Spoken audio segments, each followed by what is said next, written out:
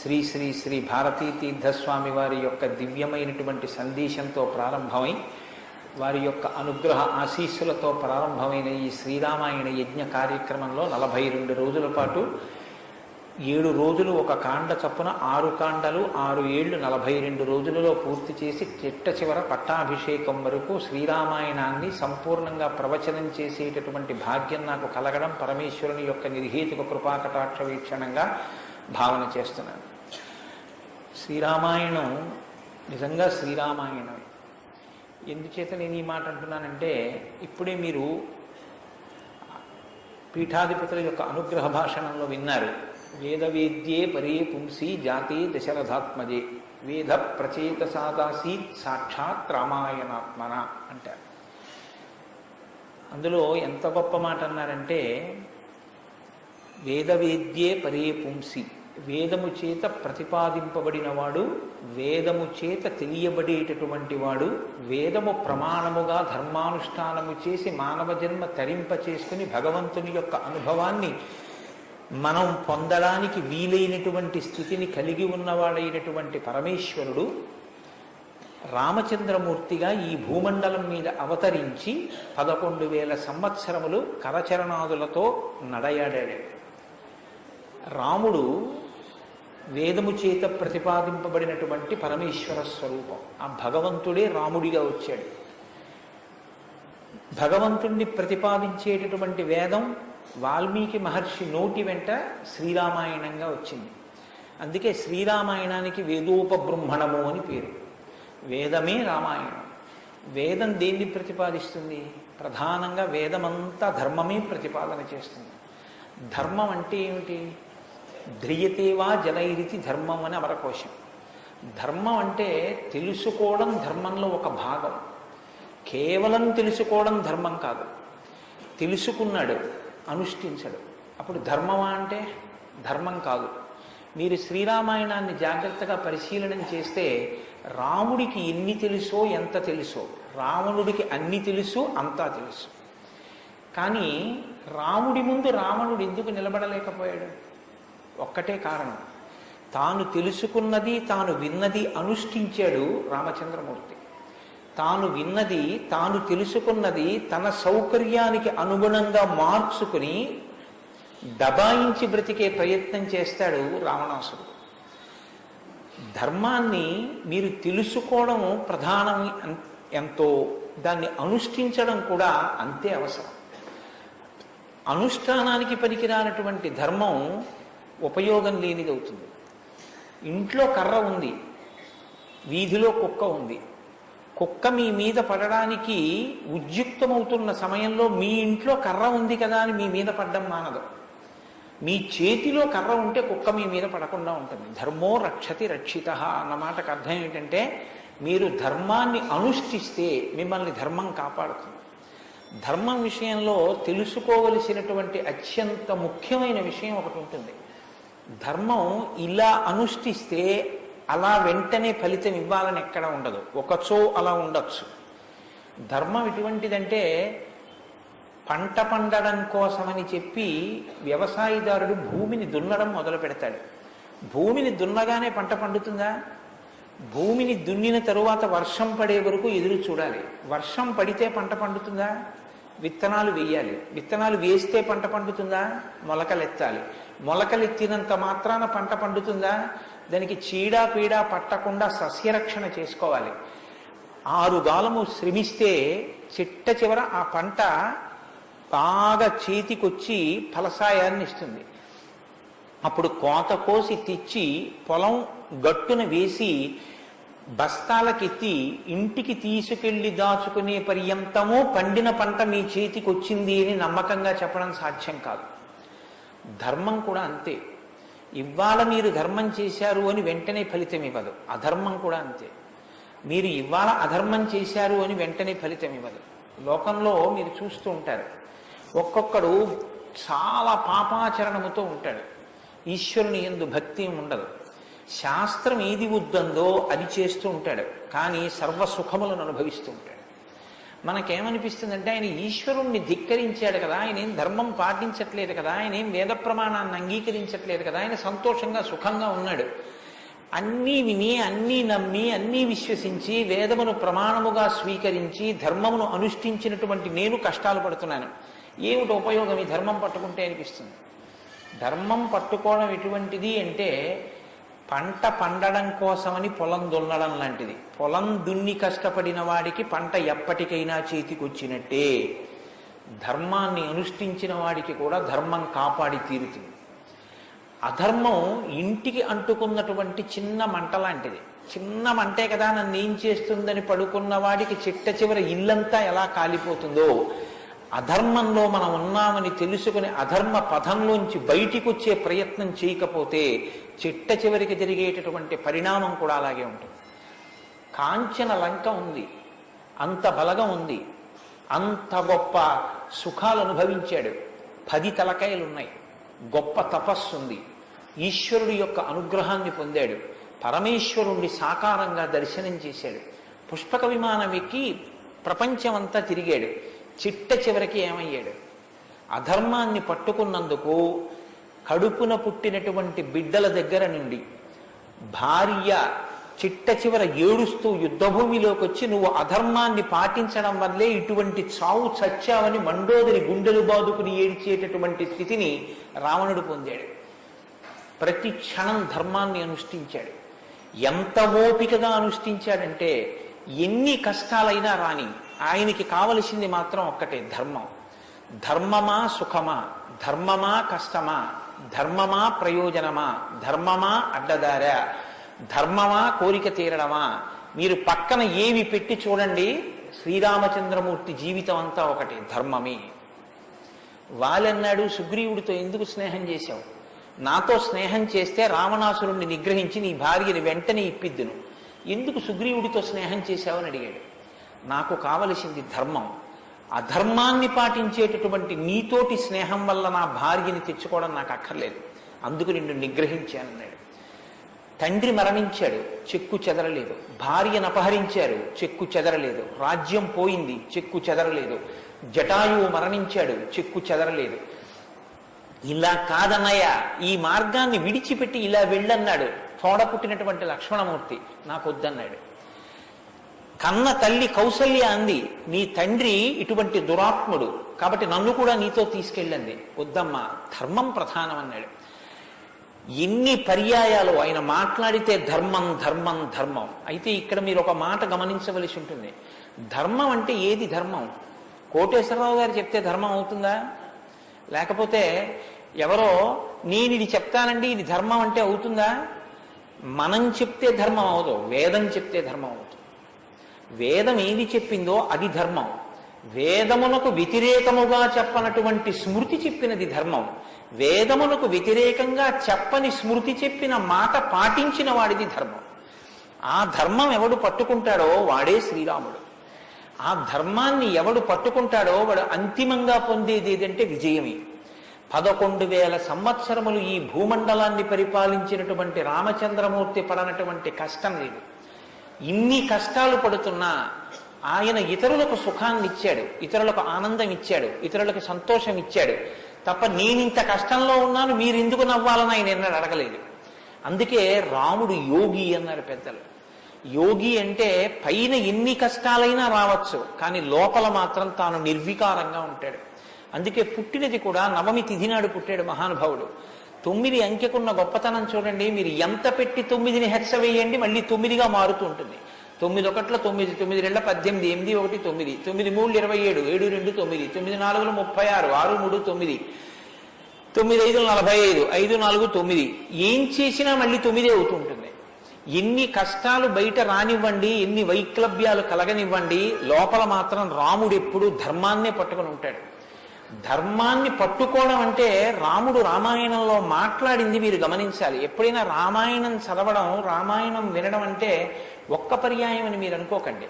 రామాయణాన్ని బహుకోణాలలో చదవండి. రాముడు మాట్లాడితే అని రామాయణం చదవండి ఒకసారి. రాముడు ఎప్పుడు నేను ఇలా చెప్తాను అని అనడం. రాముడు ఎప్పుడు చెప్పినా ఎలా చెప్తాడంటే ఋషులు ఇలా చెప్పారంటాడు. పెద్దలు ఇలా చెప్పారంటాడు, శాస్త్రం ఇలా చెప్పిందంటాడు తప్ప నేను ఇలా చెప్తానన్నాడు రాముడు. తన నిర్ణయం కాదు, తాను ఏది చెప్పాలో కాదు, శాస్త్రం ఏం చెప్పిందో చెప్తాడు, ఋషులు ఏం చెప్పారో చెప్తాడు, పెద్దలు ఏం చెప్పారో చెప్తాడు, తాను ఎందుకు ధర్మాన్ని అనుష్ఠిస్తున్నానో చెప్తాడు. తన జీవితాన్ని ఆదర్శవంతంగా తీసుకొచ్చి మనుష్య జాతికంతటికి ఫలంగా అందించాడు. అటువంటి ధర్మాత్ముడైనటువంటి రామచంద్రమూర్తి మనుష్యుడిగా అవతారాన్ని స్వీకరించి ఉండకపోతే అసలు మనుష్యుని యొక్క జన్మ ప్రయోజనం ఇంత గొప్పవాడా మనిషి అన్న విషయమే లోకానికి అర్థమయ్యుండేది కాదు. ఎందుకంటే మీరు ఒక విషయాన్ని జాగ్రత్తగా గమనించండి, రామావతార స్వీకారానికి ముందరే రామనామం లోకంలో ఉంది. రామావతారానికి ముందు రామనామం లేకపోతే వాల్మీకి మహర్షికి రామనామాన్ని ఎలాగా ఉపదేశం చేశారు ఋషులు? ఆయనకి ఉపదేశం చేసిన తరువాత కదా రామచంద్రమూర్తి అవతారం వచ్చింది. ఆయన వాల్మీకిగా మారిన తరువాత కదా రాముడు పుట్టింది. కాబట్టి రామ అన్న నామం సాక్షాత్తు ఈశ్వరుడి యొక్క నామం. అది రమయతీతి రామ, లోకులనందరినీ రమింపచేసేటటువంటి నామం. అంతటి మహోత్కృష్టమైనటువంటి శీల సంపద కలిగినటువంటి వాడు రామచంద్రమూర్తి. అందుకే రామాయణాన్ని రామచంద్రమూర్తిని ఎంతకాలం మనుష్య జాతి ఆరాధన చేస్తుందో అంతకాలం మానవత్వం బ్రతికుంటుంది. ఏనాడు రామచంద్రమూర్తిని మరిచిపోతామో, ఏనాడు రామాయణం మనకు అక్కర్లేదని అంటామో, ఆనాడు మనిషిగా కనపడుతున్న మనుష్యత్వం చచ్చిపోతుంది, మానవత్వం చచ్చిపోతుంది, నరత్వం చచ్చిపోతుంది. అది పోయిన నాడు నరజన్మ యొక్క ప్రయోజనమే పోతుంది. అందుకే మీరు చూడండి, విష్ణువు దశావతారములను స్వీకరించారు. వేదోద్ధారణ, మందరాభరణ, పృథ్వీధర్మ నిర్మాణ, ప్రహ్లాదత్రాణ, బలిప్రతారణ, నృపాహంకార నిర్వాపన, వైదేహీ రమణ, ధనంజయ జయ వ్యాపార పారీణ, ఛోడీ దివ్యత్కరుణ, తమోహరణ, తండ్రి వెంకటేశ ప్రభో. ఇన్ని అవతారాలు స్వీకరించినా ఆ అవతార పరిసమాప్తి అయిపోయిన తరువాత మనం పిలిస్తే ఇక లక్ష్మీనారాయణుడిని పిలుస్తాం. ఒక వామనమూర్తి అవతార పరిసమాప్తి అయిపోయింది, ఏమంటాం? లక్ష్మీనారాయణులు. ఒక పరశురాముడు, లక్ష్మీనారాయణులు. ఒక మత్స్యావతారం, లక్ష్మీనారాయణులు. ఒక్క సీతారాముల అవతారంలో మాత్రం యుగాలు మారిపోయినా ఆ అవతారాన్ని సీతారాములనే పిలుస్తాం. భార్యాభర్తలు ఎలా బతకాలో నేర్పినటువంటి అవతారం రామావతారం.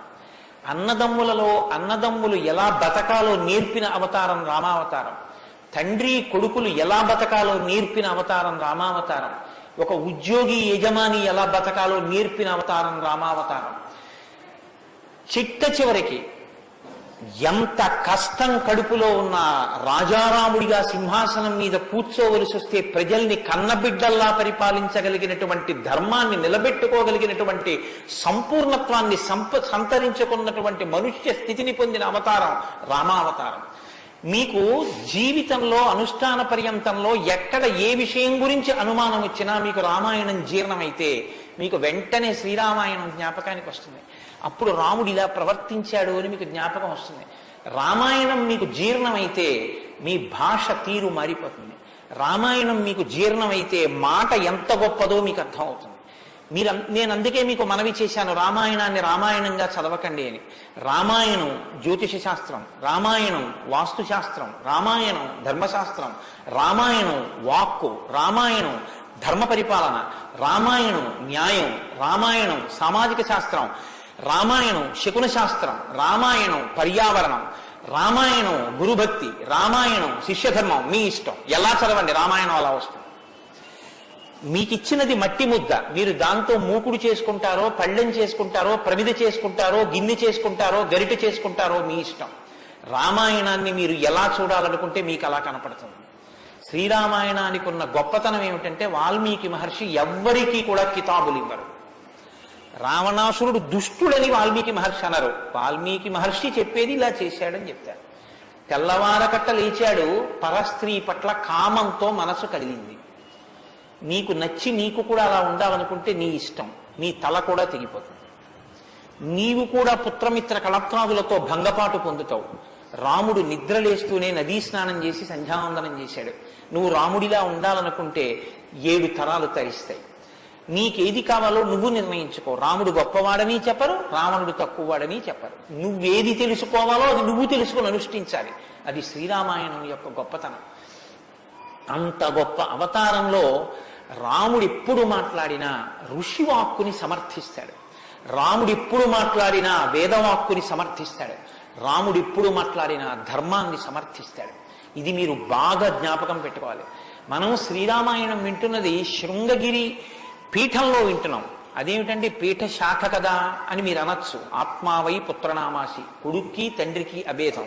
బింబానికి బింబం ఎందులోంచి వచ్చిందో ఆ బింబం వచ్చినటువంటి లేదా ప్రతిబింబం పుట్టిన బింబం రెండు ఒకటే. అద్దం ముందు నిలబడితే నా ప్రతిబింబం కనబడితే ఆ ప్రతిబింబం బొట్టు పెట్టుకోలేదు అనుకోండి, దిక్కుమాలిన ప్రతిబింబమా బొట్టు పెట్టుకోవద్దా తప్పు కదా అని ప్రతిబింబానికి బొట్టు పెడితే నాకు బొట్టు వస్తుందా? బింబానికి బొట్టెట్టుకుంటే ప్రతిబింబానికి బొట్టు వస్తుంది. బింబానికి ప్రతిబింబానికి తండ్రికి కొడుక్కి గురువుకి శిష్యుడికి అభేదమైతే గుంటూరు శృంగగిరి పీఠ శాఖకి ఎక్కడో కర్ణాటక రాష్ట్రంలో ఉన్న శృంగగిరి పీఠానికి నా దృష్టిలో అభేదం. శృంగగిరి పీఠంలో కూర్చుని శ్రీరామాయణ ప్రవచనం చెయ్యవలసి వస్తే నేను ఒక మాట చెప్పకుండా రామాయణాన్ని ప్రారంభించేస్తే నేను ఒక పొరపాటు చేసిన వాడిని అవుతాను. ఇన్ని పీఠాల్ని స్థాపించినటువంటి శంకర భగవత్పాదులు అవతార పరిసమాప్తి చేస్తూ ఒక మాట చెప్పారు. వేదో నిత్యమధీయతాం తదుదితం కర్మస్వనుష్ఠీయతాం. ప్రతిరోజు వేదం చదువుకో. నువ్వు చేసే ఏ కర్మ అయినా వేదం ఎలా చెప్పిందో అలాగే చెయ్యి. అంతేకాని నీ స్వంత బుద్ధితో ఏ పనిని చెయ్యవద్దు. వేదో నిత్యమధీయతాం తదుదితం స్వకర్మస్వనుష్ఠీయతాం దుస్తర్కాస్తు విరమ్యతాం. ఈశ్వరుడు నోరిచ్చాడు కదా అని నీ చిత్తం వచ్చినట్టుగా వాదనలు చేయవద్దు. నువ్వు ఏది మాట్లాడినా శృతిశిరపక్ష స్వనుష్ఠీయతాం. ఉపనిషత్తులు ఏం చెప్పాయో వేదం ఏం చెప్పిందో దాన్ని సమర్థించడానికి నీ వాగ్బలాన్ని ఉపయోగించు. అంతేకాని ఈశ్వరుడు వాక్కు ఇచ్చాడు కదా అని నీ ఇష్టం వచ్చినట్టు నువ్వు మాట్లాడితే చూడలేదు లెక్క కట్టుకోలేడని నువ్వు అనుకోవద్దు. లెక్క కట్టేవాడు ఒకడున్నాడు. మీరు చూడండి, 84 లక్షల జీవరాశులు ఈ ప్రపంచంలో ఉన్నాయి. 84 లక్షల జీవరాశుల్లో 83,99,999 జీవరాశులకు వాక్కు లేదు. ఒక్క నరజన్మకే వాక్కు ఉంది. మళ్ళీ ఈ నరజన్మలో కొంతమంది మాత్రమే ఆ మాట చెప్పగలరు.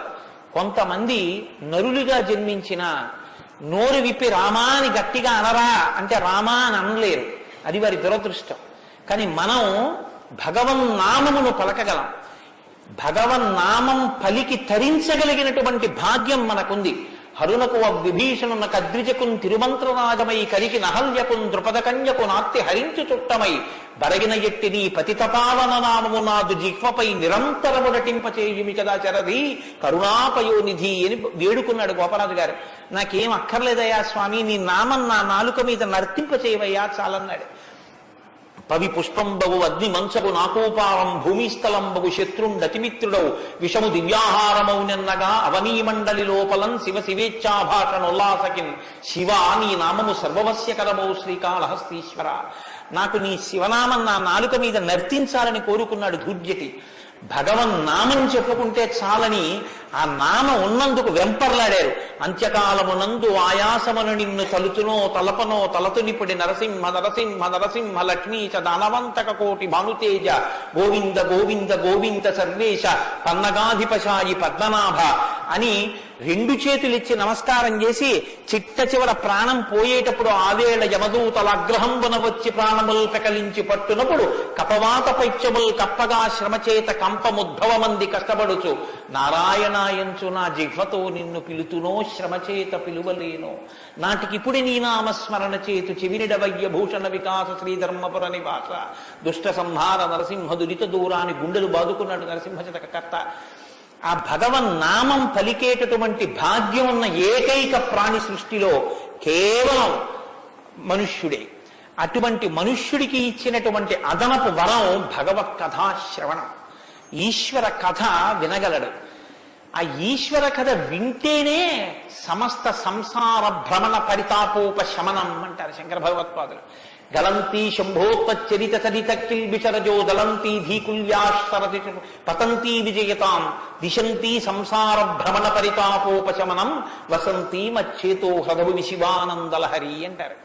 సంసార భ్రమణ పరితాపోపశమన కారణమైనటువంటి భగవంతుని యొక్క కథాశ్రవణము చేసి నోటితో జుర్రుకున్నటువంటి పదార్థాలు సప్త ధాతువులతో నిర్మింపబడిన ఈ దేహాన్ని పోషిస్తే భగవంతుని యొక్క కథని చెవులతో జుర్రుకున్నటువంటి వాడు మళ్లీ పుట్టవలసిన అవసరం లేకుండా పునరపి జననం పునరపి మరణం పునరపి జనని జఠరే చయనం ఇహ సంసారే బహుదుస్తారే కృపయాపారే పాహి మురారే అని ఆ భగవన్ నామామృతాన్ని చెవులలోంచి లోపలికి జుర్రుకున్నటువంటి వాడు పునరావృత్తి రహిత శాశ్వత శివ సాయుధ్య స్థితిని పొందగలుగుతున్నాడు. ఇటువంటి భాగ్యం కలిగినటువంటి ప్రాణి మనుష్యుడు. ఆ మనుష్యుని యొక్క జీవితం ఎంత గొప్పదో, అసలు నరుడంతే ఎంత గొప్పవాడో నిరూపించినటువంటి అవతారం రా. మనుష్య జన్మ అంటే అంత సులకనగా చూడబడినటువంటి రోజుల్లో నరుడంటే ఎంత గొప్పవాడో నిరూపించి చూపించాడు. అందుకే ఆయన అవతార పరిసమాప్తి చెయ్యాలి అంటే రావణ సంహారం చేసేసి అవతార పరిసమాప్తి చేసేయచ్చు. కానీ ఆయన అలా చేయలేదు, ప్రతిజ్ఞ చేశారు. దశవర్ష సహస్రాన్ని దశవర్ష శతానిచ, నేను 11,000 సంవత్సరములు ఈ భూమండలం మీద నడుస్తానన్నారు. దేని కొరకు అంటే 11,000 సంవత్సరములు నేను ఈ భూమి మీద ఉండి భార్యాసహితుడనై బిడ్డల్ని కని ధర్మాన్ని అనుష్ఠించి ఒక నరుడు ధర్మాన్ని పట్టుకుంటే ఎంత గొప్పవాడు కాగలడో నిరూపిస్తానన్నాడు రాముడు.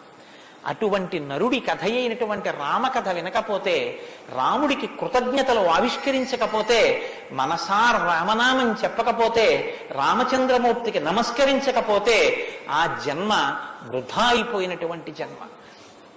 అంతటి మహాత్ముడు రామచంద్రమూర్తి.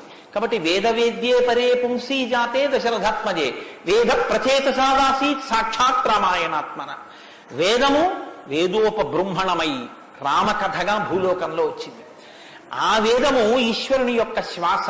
ఈ వేదము వాల్మీకి గిరి సంభూత. వాల్మీకి అనబడేటటువంటి పర్వతంలోంచి పుట్టినటువంటి ఒక జీవనది. వేదము మనం వెళ్ళి స్నానం చెయ్యాలి, మనం వెళ్ళి దర్శనం చెయ్యాలి. రామాయణము ప్రవహించి ఇంటింటి ముందు నుంచి వెళ్ళిపోయినటువంటి గంగ లాంటిది. దక్షిణామూర్తి వేదం, శంకరాచార్యుల వారు రామాయణం. దక్షిణామూర్తి ఎక్కడో ఒక్క చోట కూర్చుని ఉంటారు. సనక సనందనాదులు కూడా ఆయన కూర్చున్న చోటికే వెళ్ళి నమస్కారం చేసి జ్ఞానోపలబ్ధి పొందాలి. శంకరాచార్యుల వారు అలా కాదు. శంభోర్మూర్తి చరతి భువనే శంకరాచార్య రూప. ఆ దక్షిణామూర్తి మౌనం విడిచిపెట్టి ఆసేత హిమాచల పర్యంతం పాదచారి అయి 3 పర్యాయములు పరిగెట్టించి వేద విరుద్ధమైన వాదనలు ఖండించి మళ్లీ వేద విరుద్ధమైన వాదనలు ఈ భారతదేశంలోకి ప్రవేశించకుండా కాపు పెట్టాలన్న ఉద్దేశ్యంతో తూర్పున జగన్నాథ్లో గోవర్ధన పీఠము, పడమర ద్వారకలో కాళికాపీఠము, ఉత్తరమున బదరికాశ్రమములో జ్యోతిపీఠము, దక్షిణమున శృంగగిరిలో శారదాపీఠము, 4 చోట్ల 4 పీఠములను కాపు పెట్టి గురు పరంపర నిరంతరము కొనసాగేటట్టుగా మనని అనుగ్రహించి వేద విరుద్ధమైన వాదనలు భారతదేశంలో ప్రవేశించకుండా రక్షించినటువంటి మహాపురుషుడైనటువంటి శంకర భగవత్పాదులు తానే ఆసేతు హిమాచలం పరిగెట్టించి ప్రతి ఇంటి ముందుకొచ్చి జ్ఞానబోధ చేసినట్టు రామాయణం అనేటటువంటి గంగ వాల్మీకి గిరిశంభూతయ్యి వాడలా ప్రవహించింది. రామకథ రామనామం తెలియనివాడు లోకంలో ఉండడు. ఏదైనా తెలియదేమో, రామకథ తెలియనివాడు రామనామం తెలియనివాడు లోకంలో ఉండడు. మంచికైనా రామనామం, చెడుకైనా రామనామం. ఏమయ్యా అంత పని చేసావా? రామరామ అనే చేస్తానండి అంటాడు. ఏదైనా చూడకూడదు చూస్తే రామరామ ఇలాంటిది చూశానేమండి అంటాడు. ఏదైనా మంచి జరిగితే రామరామ ఎంత మంచి మాట విన్నాను ఇవ్వాలంటాడు. భారతీయ సంస్కృతిలో రామనామం మమేకమైపోయింది. అటువంటి రామాయణం, అటువంటి రామనామం ధర్మానికి ఆలవాలం. ధర్మాన్ని వ్యతిరేకించడం కన్నా ఘోరమైన పాపం లోకంలో ఇంకోటి ఉండదు. ఇవాల్టి రోజున రామాయణం యొక్క ఆవశ్యకత మరీ ఎక్కువ. ఎందుచేతనో తెలుసా అండి?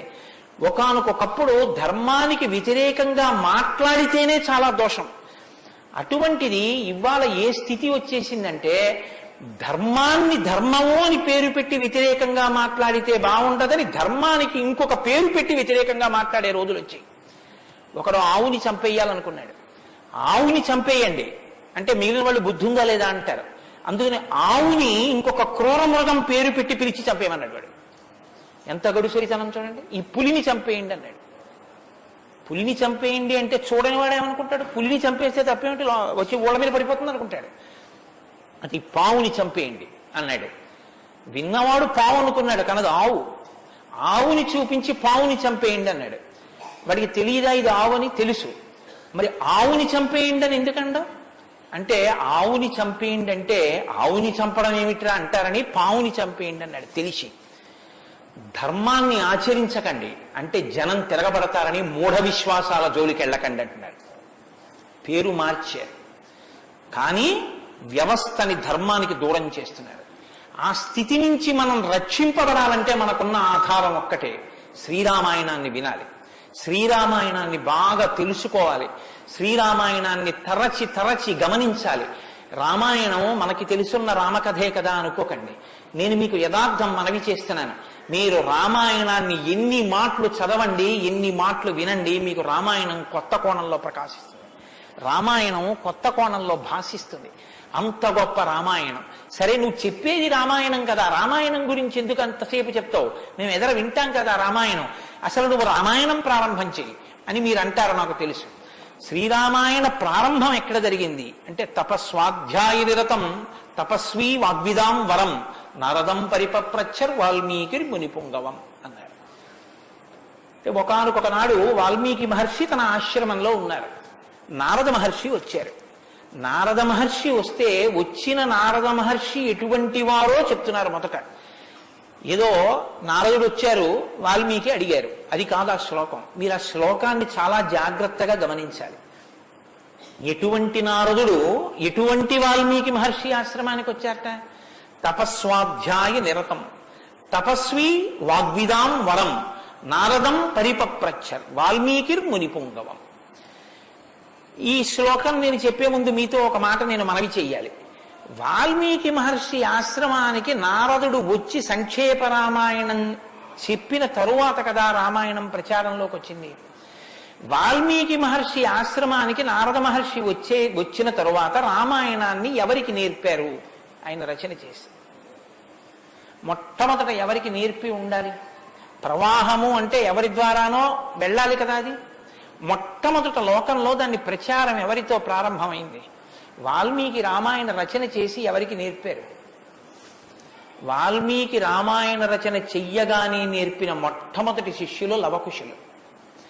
లవకుశులకి మొట్టమొదట రామాయణం నేర్పుంటే సీతమ్మ వాల్మీకి ఆశ్రమంలో ఉందా లేదా? ఉంది. వాల్మీకి ఆశ్రమంలోకి సీతమ్మ వచ్చి లవకుశులు పెద్దవాళ్ళై గురువు గారి దగ్గర శ్రీరామాయణాన్ని ఉపదేశం పొందడానికి యోగ్యమైనంత వయస్సు వచ్చేసిన తరువాత నారద మహర్షి వచ్చారు. వచ్చి సంక్షేప రామాయణం చెప్పారు. అప్పటి వరకు రామాయణం లేదు లోకంలో, అంతే. ఇంకా తర్వాత కదా వాల్మీకి రచించారు సంక్షేప రామాయణం విన్నాక. కాబట్టి ఇప్పుడు రామాయణ కథ ఏ స్థాయిలో ఉంది, ఏ స్థితి దగ్గర ఉంది? రామాయణ రచన మొదలయ్యేప్పటికీ రామాయణం పూర్తయిపోయే స్థితిలో ఉంది. రామాయణం పూర్తయిపోయే స్థితిలో రామాయణ రచన ప్రారంభమైంది. ఇది మీరు గమనించాలి. రామచంద్రమూర్తి పుట్టక ముందు రామాయణాన్ని రచించలేదు వాల్మీకి. రామచంద్రమూర్తి పట్టాభిషేక పూర్వం రామాయణ రచన జరగలేదు. రామాయణ రచన ఎప్పుడు జరిగినట్టు? రామచంద్రమూర్తి పట్టాభిషేకం చేసుకుని సీతమ్మ తల్లిని అడవులలో విడిచిపెట్టి, అడవులలో ఉన్న సీతమ్మని వాల్మీకి మహర్షి తన కుటీరానికి తీసుకెళ్లి లవకుశులు జన్మించి వాళ్ళు పెరిగి పెద్దవాళ్ళై యోగ్యులై విద్యాభ్యాసం చేసి సంగీత విద్యలో మంచి నిష్ణాతులై వాల్మీకి మహర్షి రచించిన రామాయణాన్ని బోధ చేస్తే నేర్చుకుని లోకంలో ప్రచారం చెయ్యగలిగినంత వయస్సు వాళ్ళు వచ్చిన తరువాత నారద మహర్షి వచ్చారు అక్కడికి. అలా ఎందుకు జరగాలి అంటే, వచ్చినటువంటి మహానుభావుడు రామచంద్రమూర్తిగా వచ్చాడు, మనుష్యుడిగా నడిచి చూపించేశాడు. అప్పటికే 11,000 సంవత్సరాలు ఇంచుమించు పూర్తయిపోతున్నాయి. జరిగిన కథ జరిగిపోయింది. జరిగిన కథ జరిగిపోయిన తర్వాత ఇప్పుడు వచ్చాడు నారదుడు. ఇప్పుడు జరిగిపోయిన కథలో అడుగు తీసి అడుగు వేస్తే ధర్మం రామాయణంలో. అడుగు తీసి అడుగు వేస్తే ఎంత కథ చెప్పాలండి నారదుడు వాల్మీకి మహర్షికి? రాముడు పుట్టుక ముందు దగ్గర నుంచి చాలా కష్టపడి రాముడు ఇలా మాట్లాడాడు, రాముడు అలా మాట్లాడాడు, సీతమ్మ రాముడి దగ్గరికి ఇలా వెళ్ళింది, దశరథ మహారాజు గారి దగ్గరికి రాముడు ఇలా వెళ్ళాడు, రాముడు కౌశల్య దగ్గరికి ఇలా వెళ్ళాడు, రాముడితో ఇలా మాట్లాడాడు, ఇవన్నీ నారదుడు చెప్పాలి. నారదుడు ఎలా చెప్పగలడు? చెప్పగలడు. సర్వజ్ఞుడు, మహానుభావుడు, గురుస్వరూపం కాబట్టి చెప్పగలడు. కానీ అలా చెప్తూ వెడితే రామాయణం ఎవరు చెప్పినట్టు అవుతుంది? నారదుడు చెప్పింది వాల్మీకి రాసింది అవుతుంది. మరి వాల్మీకి రామాయణ రచన చేశారని మనం ఎలా చెప్తున్నాం? ఒకటే కారణం, సంక్షేప రామాయణమే నారదుడు చెప్పాడు. కేవలం ఒక 100 శ్లోకాల దగ్గరలో రామకథని ఒక్కసారి అలా చిన్న మాల కింద అల్లి చెప్పి వెళ్ళిపోయాడంతే. మిగిలిన రామకథ రాముడు ఎలా కదిలాడో, ఎలా అడుగేశాడో, ఎలా నడిచాడో, ఎలా మాట్లాడాడో ఇవన్నీ వాల్మీకి మహర్షికి కనపడ్డాయి. ఎప్పుడు? అయిపోయాక కదండి. రాముడు పుట్టేశాక, రాముడు మాట్లాడాక, రాముడి పెళ్ళైపోయాక, రాముడు యుద్ధం చేశాక, రాముడు అప్పుడు సీతమ్మతో అంతఃపురంలో ఇలా మాట్లాడాడని వాల్మీకి తెలిసింది. ఎలా తెలిసింది? 2 కారణాలతో తెలియాలి. రాముడు చెప్పాలి, 2 వాల్మీకి ఊహ చెయ్యాలి. రాముడు చెప్తే అన్ని అలా ఏకాంతంలో తాను సీతమ్మతో మాట్లాడినవి కూడా చెప్తాడా? మర్యాదా పురుషోత్తముడైన వాడు. 2 ఊహ చేస్తే ఊహ నిజం కావాలని ఎక్కడుంది? అప్పుడు రామాయణం మీరు వేదోపబ్రహ్మణంగా ప్రమాణంగా ఎలా స్వీకరించి చెప్పుకుంటున్నారు ఇవాళకి? కాబట్టి ఆ రెండిటికి మధ్యలో ఏదో ఉండాలి మీరు నమ్మాలంటే కదా. ఇప్పుడు చెప్పండి, రామాయణం ఓ కొత్త కోణంలో మీరు వినవలసిన అవసరం ఉందా లేదా ప్రారంభంలోనే? కాబట్టి నారదుడు వచ్చాడు, వాల్మీకి చెప్పాడు, అంతే. వినకండి. ఎటువంటి నారదుడు వచ్చాడు, ఎటువంటి వాల్మీకి చెప్తున్నాడు, అసలు ఏ స్థితిలో ఉన్నారు ఇప్పుడు వాల్మీకి మహర్షి అంటే? సీతమ్మ తల్లి ఆయన ఆశ్రమంలో ఉంది. సీతమ్మ తల్లి ఊరట పొందడానికి కావలసిన వాతావరణం ఆశ్రమంలో ఉంది. ఆయన నిరంతరము కూడా తపస్వి అయి ఉన్నారు. తపస్వి అంటే కృచ్ఛచాంద్రాయణాది వ్రతములు చేసేటటువంటి వాడు. అంటే శుక్లపక్షంలో తిథులు పెరుగుతున్నప్పుడు ఒక్కొక్క ముద్ద పెంచుకుంటూ వెడతారు. పౌర్ణమికి పూర్తిగా భోజనం చేస్తారు.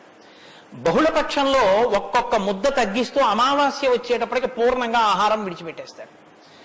ఇలా విడిచిపెట్టి నిరంతరం వేదం చదువుకుంటూ వేదము చేత ప్రతిపాదింపబడిన పరమేశ్వర స్వరూపాన్ని ఇక్కడ అనుభవంలోకి తెచ్చుకునే ప్రయత్నం చేస్తారు. అహం బ్రహ్మాస్మి అంటే అది కదండి. శృంగగిరి పీఠానికి మహావాక్యం అహం బ్రహ్మాస్మి, నేనే ఈశ్వరుడును అన్న వాక్యాన్ని అనుభవపూర్వకం చేసుకోవాలి. దానికి వ్రతం అంతా కర్మాచరణం. ఇప్పుడు ఈ కర్మాచరణం అంతా చేసి తపిస్తున్న వాల్మీకి దేని కొరకు తపిస్తున్నారు? బ్రహ్మముగా తనను తాను తెలుసుకొనుట కొరకు ప్రయత్నిస్తున్నారు. ఇప్పుడు యోగ్యమైన కాలం సిద్ధించింది. యోగ్యమైన కాలం సిద్ధిస్తే ఉపదేశం చెయ్యడానికి రావలసిన వాడు ఎవరు రావాలి? గురువుగారు రావాలి. గురువు గారి కన్నా మంగళస్వరూపం లోకంలో ఉంటుందా? ఇంకుండదు. అన్నిటికన్నా మంగళస్వరూపం ఏది అంటే గురువుగారి. గురువు గారి కన్నా గొప్పవాడు, గురువు గారి కన్నా అధికుడు లోకంలో ఉండడు. నగురోరధికం నగురోరధికం నగురోరధికం ఇది శివశాసనతః. గురువు కన్నా అధికుడి లోకంలో లేడు. మరి ఈశ్వరుడండే అని మీకు అనుమానం రావచ్చు. ఈశ్వరుడి కన్నా అధికుడు గురువే. ఎందువల్ల? అసలు గురువు లేకపోతే ఈశ్వరుడి యొక్క అస్తిత్వం ప్రకటనం కాదు.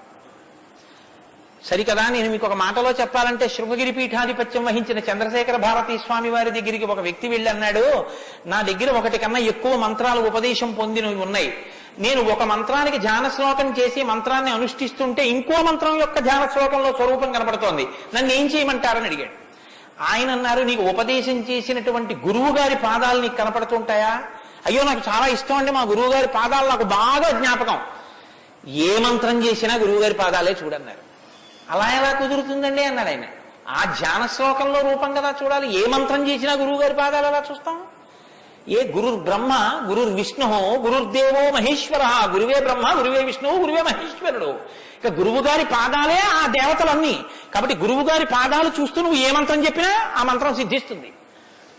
అయినప్పుడు ఇప్పుడు గురు దర్శనమే మంగళకరమైనటువంటి దర్శనం. నారదుని యొక్క దర్శనం, నారదుని యొక్క పేరెత్తడం కన్నా గొప్పతనం ఇంకోట్లేదు. కాబట్టి ఇప్పుడు రామాయణ ప్రారంభం దేనితో ప్రారంభమైంది? గురువు గారి దర్శనంతో ప్రారంభమైంది. నారద మహర్షి దర్శనం గురువు యొక్క దర్శనం. ఎవరికి? వాల్మీకి. రామాయణాన్ని నమ్ముకున్న జాతికి ప్రతినిధి. మనకే దర్శనంతో ప్రారంభమైంది? జగద్గురు దర్శనంతో మనకి ప్రారంభమైంది. కాబట్టి ఇప్పుడు ఎవరొచ్చారు? ఆ వచ్చినటువంటి వ్యక్తి సామాన్యమైనటువంటి వ్యక్తి రాలేదు, నారదుడు. ఆ వచ్చినటువంటి వారు మహానుభావుడై తపస్వాధ్యాయ నిరతం, నిరంతరము తపస్సు చేసేటటువంటి వారు. మీతో మాట మనవి చేశాను. తపస్సు అంటే ఈ వ్రతమును ఆచరిస్తూ నిత్య నైమిత్తిక కర్మలను వైక్లభ్యం లేకుండా అనుష్ఠించేటటువంటి వారు. నిత్య కర్మ అని ఒకటి ఉంటుంది, అది ఎప్పుడూ మానడానికి వీల్లేదు. సంధ్యావందనం ఉంది, ఎప్పుడూ మానకూడదు, ఎప్పుడూ చేయవలసింది. నైమిత్తిక కర్మ ఉంది, ఒక్కొక్క తిథి నాడు ఒక్కొక్కటి చెయ్యవలసి ఉంటుంది. శ్రీరామ నవమి వచ్చిందనుకోండి, ఏం చెయ్యాలి?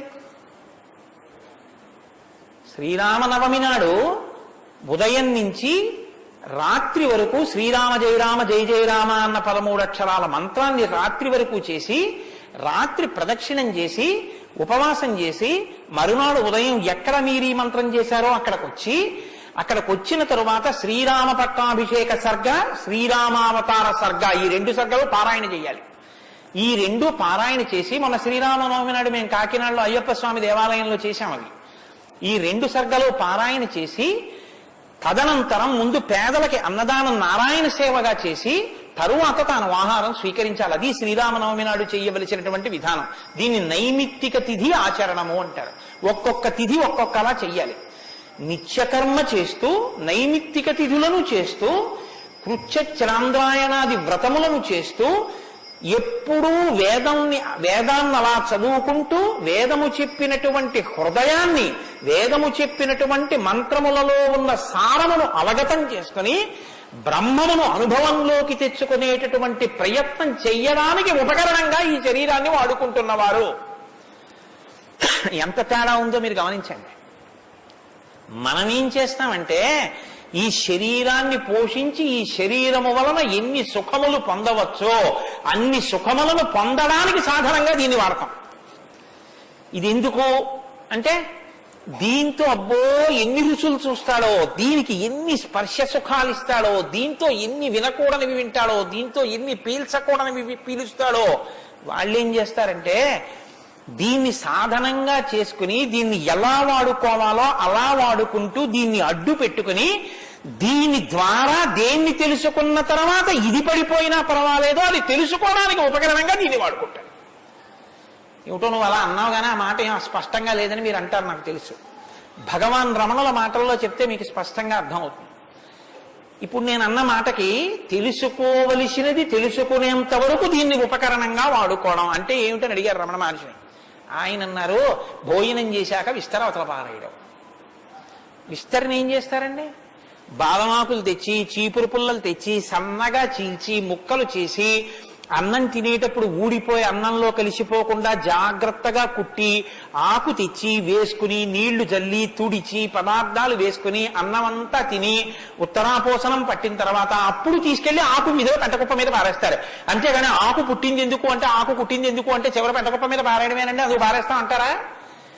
దేనికి వాడుకోవాలో దానికి జాగ్రత్తగా వాడుకుని ఆ ప్రయోజనం అయిపోయిన తరువాత పెంటకుప్ప మీద విస్తరాకుని పడేసినట్టు దీన్ని సాధనంగా చేసుకుని, దీనిలో ఉండి దీనితో తరించి, దీనిలో ఉండి దీని వలన బ్రహ్మం అంటే ఏమిటో తెలుసుకుని అనుభవంలోకి వచ్చిన తర్వాత ఇది పడిపోతున్నా ఇది నేను కాదన్న సత్యం ఎరుకలోకి రావడం వల్ల దీని మీద భ్రాంతి లేకుండా ఇది పడిపోతున్నా సాక్షిగా చూసి, ఇది పడిపోయిన తర్వాత తాను ఒకటి ఏది మారని సత్యమో సత్యంగా నిలబడిపోవడాన్ని నిత్య నైమిత్తిక కర్మాచరణ చేత తాను పొందవలసిన స్థితిని పొందగలిగినటువంటి తపస్వాధ్యాయ నిరతుడు అని పిలుస్తారు. ఇప్పుడు నారదుడు అది అంటే, ఇప్పుడు ఆయన సద్గురువు, మహానుభావుడై ఉన్నాడు. నారం దదాతి ఇది నారద, ఆయన జ్ఞానం ఇస్తాడు.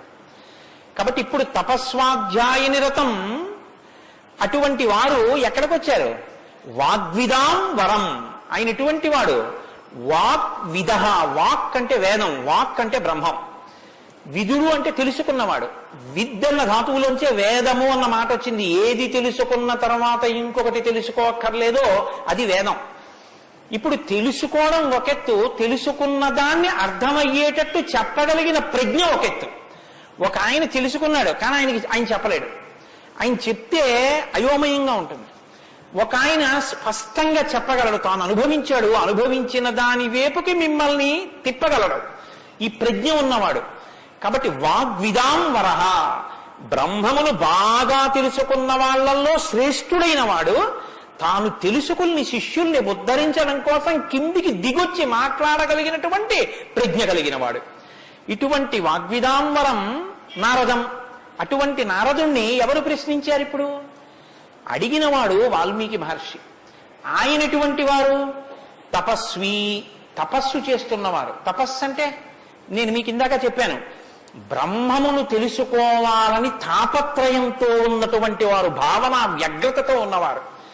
ఈయన నారదుణ్ణి అడిగారు. ఏమని అడిగారు? అయ్యా మీరు వచ్చారు, చాలా సంతోషం అండి, నాకు ఏ ఆపదలు రాకుండా మా అబ్బాయికి ఉద్యోగం వచ్చేటట్టు, నాకు సంతోషంగా ఉండేటట్టు, మా ఆశ్రమంలో ఆవులన్నీ ఎప్పుడు పాలిచ్చేట్టు చూడండి అని అడగలేదు ఆయన. ఆయన ఒక చిత్రమైన ప్రశ్న ఒకటి వేశాడు. అది లోకంలో సాధారణంగా ఎవ్వరూ అడగని ప్రశ్న. అందుకని రామాయణం పుట్టింది, లేకపోతే రామాయణం పుట్టే అవకాశం లేదు. మీరు ఒకటి బాగా జ్ఞాపకం పెట్టుకోండి, జ్ఞానం ఎక్కడి నుంచి పుడుతుంది అంటే ప్రశ్న చక్కగా వెయ్యగలిగినటువంటి శిష్య ప్రజ్ఞలోంచి పుడుతుంది. నేను నారదం పరిపప్రచ్ఛ, పరిప్రశ్న చేశారు. ప్రశ్న అంటే అడగడం అండి. నేను ప్రశ్న వేశానండి అంటే అర్థం ఏంటి? నేను మిమ్మల్ని అడిగాను అని. పరిప్రశ్న అంటే ఇది బాగా అర్థం చేసుకోవాలి. నారదుణ్ణి పట్టుకుని ఏదో అడిగేస్తే ఆయన ఏం చెప్పడలాగా, పరిప్రశ్న చేస్తే చెప్పాడు ఆయన. పరిప్రశ్న అంటే, ప్రశ్న అంటే అడగడం, పరి అంటే, పరి అన్న మాట ముందు కలిపారు మహర్షి. పరి అంటే బాగా జ్ఞాపకం పెట్టుకోండి, ఇప్పుడు నేను ఎవరిని అడుగుతున్నానో ఆ మహానుభావుడు నోరు విప్పి చెప్పినటువంటి మాట త్రికాలముల యందు సత్యమే. ఆయన చెప్పిన మాట మీద నాకు అవిశ్వాసం అన్న మాట ఉండక్కర్లేదు. ఆయన అన్నారు అంటే అది జరిగి తీరుతుందంతే. ఆయన చెప్పింది చేస్తే ఆ ఫలితం వస్తుందంతే. ఆయనటువంటి శక్తివంతుడు. ఈ నమ్మకం మీకు ఉండి అడగడం మొదలు పెడితే శ్రద్ధ, పరిప్రశ్నకి ముందే ఉంటుందో తెలుసా అండి? శ్రద్ధ ఉంటుంది. శ్రద్ధ లేకుండా వినయం ఎలా వస్తుందండి? మీరు నాకు చెప్పండి. ఇప్పుడు నేను ఒక ఆయన దగ్గరికి వెళ్ళి ఇలా అయ్యా నమస్కారం అండి అని ఇలా ప్రణిపాతం చేసి నేల మీద పడి ఎంతో ఇదిగా రెండు చేతులు ఇలా చాపి అయ్యా మీరు నాకు దయచేసి అనుగ్రహించి ఇది చెప్పాలని ఎందుకు అడుగుతాను? ఆయన శక్తివంతుడని నేను నమ్మితేను. వీడి మొహం వీడికేం వచ్చు అనుకున్నాను అనుకో, నేను నీకేం తెలిసాడో అంత అంతే పరిప్రశ్న చేస్తారేంటి? వినయం ఎప్పుడు ఉంటుంది? ఆయన శక్తివంతుడని తెలిస్తే వినయం ఉంటుంది. ఆయన శక్తివంతుడని మీరు నమ్మడాన్ని శాస్త్రంలో ఏమంటారో తెలుసా అండి? శ్రద్ధ అని పిలుస్తారు. శంకరాచార్యులు వారు భాష్యం చేస్తూ శ్రద్ధ అన్న మాట గురించి ఒక మాట చెప్పారు. శాస్త్రస్య గురువాక్యస్య సత్యబుద్ధ్యావధారణ సా శ్రద్ధా కవితా సిద్ధి యా వస్తూపలభ్యతే. శ్రద్ధ అన్న మాటకు అర్థం ఏమిటంటే శాస్త్రము చెప్పినా గురువు గారు చెప్పినా అది పరమ సత్యము, ఇక దానికి తిరుగులేదు, అది కాని పాటిస్తే మనకి ఫలితము వచ్చి తీరుతుందని నమ్మడమే శ్రద్ధ అని పేరు. ఆ శ్రద్ధ ఎక్కడుందో దానిలోంచి వినయం వస్తుంది. అప్పుడు గురువు గారిని చూసి వంగి వంగి వంగి వంగి నమస్కరించి మాట్లాడతావు. ఎందుకు మాట్లాడాలైనా? ఆయన ఏం చేతకాకో మాట్లాడకపోతే ఆనందించలేని వాడో కాడు. ఆయన ఒక్కడు తనలో తాను ఆనందించగలడు. మరి ఇప్పుడు ఎందుకు మాట్లాడుతున్నాడు? నీ కొరకు మాట్లాడుతున్నాడు. ఆయన త్యాగం చేశాడు. ఆయన కంఠానికి శోష కలిగింది, అంటే బాధ కలిగింది. ఆయన ఊపిరికి ఘర్షణ కలిగింది. ఆయన శరీరానికి చెమట పట్టింది. దేని కొరకు? నీ కొరకు. ఆయన నీ కొరకు మాట్లాడుతున్నాడు. ఇది గుర్తిస్తే వినయం. ఈ త్యాగానికి నేనేమి ఇవ్వగలను ఆయనకి? ఈ కృతజ్ఞతాభావంతో నువ్వు నిలబడగలిగితే, అలా నువ్వు ప్రశ్నించగలిగితే పరిప్రశ్న అంటారు. ఇప్పుడు నారదం పరిపప్రచ్ఛ ఇలా ప్రశ్న వేశాడు తప్ప ఏదో ప్రశ్న వేస్తే రామాయణం వచ్చిందని మీరు అనుకోకండి. పరిప్రశ్న చేస్తే రామాయణం వచ్చింది. ఇప్పటి వరకు నారదుడు ఏం మాట్లాడలేదు, మీరు బాగా గమనించండి. వచ్చాడంతే, లోపలికి వచ్చారు, వాల్మీకి మహర్షి చూశారు, అర్ఘ్యపాద్యాదులు ఇచ్చారు, కూర్చోబెట్టారు. ఇప్పుడు పరిప్రశ్న చేస్తున్నారు. ఏ ప్రశ్న వేస్తే అసలు రామాయణం గురించి చెప్పారు ఆయన? వాల్మీకి మహర్షి అడిగిన ప్రశ్న ఏమిటంటే ఆయన్ని, కోన్వస్మిన్ సాంప్రదం లోకే గుణవాన్ కస్య వీర్యవాన్ ధర్మజ్ఞశ్చ కృతజ్ఞశ్చ సత్యవాక్యో దృఢవ్రత చారిత్రేణి చ కోయుక్త సర్వభూతేషు కోష్ట విద్వాన్ కః కస్సమర్థశ్చ కశ్చైక ప్రియదర్శనః ఆత్మవాన్ కో జితక్రోధో ద్యుతిమాన్ కో నరసూయకః కస్య బిభ్యతి దేవాశ్చ జాతరోషస్య సంయుగే. 16 గుణములు అడిగారు ఆయన. ఈ 16 గుణములు పరిపూర్ణముగా ఉన్నటువంటి ఒక మానవుడు ఈ లోకంలో ఈ కాలంలో నేను ఉన్న రోజుల్లోనే నేను ఇప్పుడు శరీరంతో తిరుగుతుండగా నా మాంసనేత్రంతో చూడడానికి వీలుగా ఎక్కడైనా ఎవరైనా ఉన్నారా అని అడిగాడు. అంటే అలాంటి వారే ఉన్నారు. ఆయన భార్యయే తన ఆశ్రమంలో ఉంది. ఇది తెలుసా వాల్మీకి? తెలియదని చెప్పవలసి ఉంటుంది. మరి ఇప్పుడు ఎందుకు వచ్చింది ఈ ప్రశ్న ఆయన నోటి వెంట? అమ్మవారు వచ్చింది కాబట్టి వచ్చింది. అమ్మవారు ఎందుకు వచ్చింది? అసలు రహస్యం ఏమిటంటే రామాయణం లోకానికి అందాలంటే సీతమ్మ యొక్క సేవాభాగ్యం వాల్మీకి లభించాలి. సీతమ్మ సేవాభాగ్యమే శారదాదేవి సేవాభాగ్యం. అది అందితే నోటి వెంట ఈ ప్రశ్న వచ్చింది. నోటి వెంట ఒక్క ప్రశ్న వస్తే యుగాలు మారిపోయినా మనుష్యుడిగా పుట్టిన ప్రతివాణ్ణి తరింపచేయగలిగిన ఒక ఆది కావ్యం ఆయన నోటి వెంట వచ్చింది. ఇది రావడానికి ముందు సీతమ్మ రావాలి. అందుకని ముందు సీతమ్మ వచ్చేసింది ఆశ్రమానికి. వచ్చి అక్కడ కూర్చుంది. ఆ రామాయణాన్ని ప్రచారం చెయ్యగలిగిన యోగ్యమైన శిష్యుల్ని కూడా సీతమ్మే వాల్మీకి ఇచ్చింది లవకుశల రూపంలో. ఇది వాల్మీకిని సీతమ్మ తరింపచేసిన తీరు మీరు జాగ్రత్తగా గమనించగలిగితే వాల్మీకి తరించడానికి మొదటి కారణం సీతమ్మే. అందుకే ఆయన అన్నారు, నేను చెప్పిన రామాయణానికి పేరేమిటో తెలుసా? సీతాయాశ్చరితం మహత్ అన్నారు. అది సీతమ్మ చరిత్ర అన్నారు. తల్లి ఎంత గొప్ప తల్లు మీరు ఆలోచించండి. అందుకే సీతమ్మ ఒకరు, శారదమ్మ ఒకరా? కాదు, సీతమ్మే శారదమ్మ. కాబట్టే అంత జ్ఞానం వాల్మీకి ఇచ్చి ఈ ప్రశ్న వేయించింది. ఎందుకు వేయించాలి? సీతమ్మ వెళ్ళిపోతే రామావతారం వెళ్ళిపోతుంది. ఇక సీతమ్మ వెళ్ళిపోతుంది. ఆ రోజులు వచ్చేసాయి. అప్పటికి ఆ రోజు వచ్చేసింది. ఎందుకంటే ఇక అశ్వమేధయాగం చేసేస్తాడు రాముడు. అశ్వమేధయాగం చేస్తే సీతమ్మ కనపడుతుంది రాముడికి. సీతమ్మ రాముడికి కనపడితే వేరొకసారి పాతివ్రత్యాన్ని నిరూపించుకోమని చెప్తాడు. ఎందుకు చెప్తాడంటే ఎప్పుడు లోకం కోసం, తన కోసం కాదు. ఈ మాట అనగానే ఆవిడంటుంది, నా ప్రయోజనం అయిపోయిందా? నీకు భార్యగా నీ వంశాన్ని నిలబెట్టడానికి. రామకథ నరుడి కథ బాగా గుర్తుపెట్టుకోండి. రామకథ దేవుడి కథను మీకు జరిగితే మీకు ఎంత పనికి వస్తుందో నేను చెప్పలేను. రామకథ నరుడి కథని మీరు వినండి, మీకు పనికొస్తుంది. అందుకే సీతమ్మ ఈ మాట అంది, నేను ఎందుకు వచ్చానో తెలుసా నీ పక్కకి? నీ వంశం తరించాలి. నీ వంశం తరించాలంటే నీకు పితృరుణం తీరాలి. పితృరుణం తీరాలంటే నీకు బిడ్డలు కనాలి. నీకు బిడ్డలు పుట్టాలి అంటే నా సహకారం ఉండాలి. నేను నా శరీరాన్ని త్యాగం చేస్తే నా కడుపులో ఉన్న బిడ్డలు కూడా పోతారు. పోతే నీకు పితృరుణం తీరదు. నువ్వు ఏకపత్ని వృతుడవు. ఇంకొక బిడ్డని, ఇంకొక ఆడదాన్ని స్వీకరించావు, నీ వంశం ఆగిపోతుంది. నా కారణంగా నీ వంశం ఆగకూడదు. నీ వంశం కొనసాగడానికి నీకు బిడ్డల్ని ఇచ్చాను. నా ప్రయోజనం అయిపోయింది, నేను వెళ్ళిపోతున్నానని భూమిలోకి వెళ్ళిపోయింది ఆవిడ. ఆవిడ వెళ్ళిపోయిన తర్వాత ఇక రామావతారం లేదు. సరయూ నదిలో ప్రవేశించి రామావతారం కూడా పూర్తయిపోయింది. ఇప్పుడు రామావతారం పూర్తయిపోకముందే సీతమ్మ రామాయణం పలికించాలి వాల్మీకితో. పలికించాలంటే ఈ సన్నివేశాన్ని సృష్టించాలి. నారదుణ్ణి పిలిపించింది ఆవిడ. కాబట్టి వచ్చాడు మహానుభావుడు. వస్తే ఆయన ఈ ప్రశ్న అడిగాడు. ఇప్పుడింత ఆర్తితో ఈ ప్రశ్న అనుకోకుండా నోటి వెంట వస్తే తప్ప రామాయణ కథ ప్రారంభం కాదు. అందుకని అడిగాడు, కోన్వస్మిన్ సాంప్రతంలోకే గుణవాన్ కస్య వీర్యవాన్. ఈ కాలంలో నారద మహర్షి ఇప్పుడు నేను చూడడానికి వీలుగా నేను అడిగిన మహానుభావుడు ఎవరైనా ఉన్నాడా? ఎవరు? 16 గుణములు ఉన్నవాడై ఉండాలి. గుణమన్న మాటకు అర్థం ఏమిటి? తాను గురుముఖత నేర్చుకున్నటువంటి విద్య ఏ కాలమునందు ప్రవర్తనలో ఎలా ప్రకాశించాలో అలా ప్రకాశిస్తే అది గుణముగా కనపడుతుంది. మా గురువు గారు నన్ను, నాయనా ఒరే కోటేశ్వరరావు, గోవులకు సేవ చెయ్యరా అని చెప్పారనుకోండి.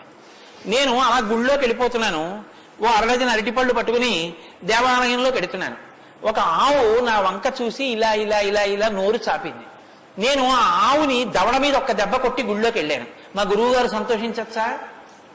మా గురువు గారు చెప్పారు, రే పరాశక్తికి ఆవుకి తేడా లేదురా అని చెప్పారు. ఇప్పుడు నేనేం చెప్పాలి? నేను లోపలికి వెళ్ళి అర్చకుడికి ఇస్తే నివేదన చేస్తాడు. ఇక్కడ నా తల్లి ఎదురొచ్చి నా దగ్గర ప్రత్యక్షంగా తింటానని అడుగుతోంది. అమ్మా ఏమి భాగ్యం, అక్కడ ఇంకా తొక్క తీసి పెట్టాలి, ఇక్కడ తొక్కతో తినడానికి సిద్ధంగా ఉన్నావు. నా చేత్తో పెట్టుకుంటాను.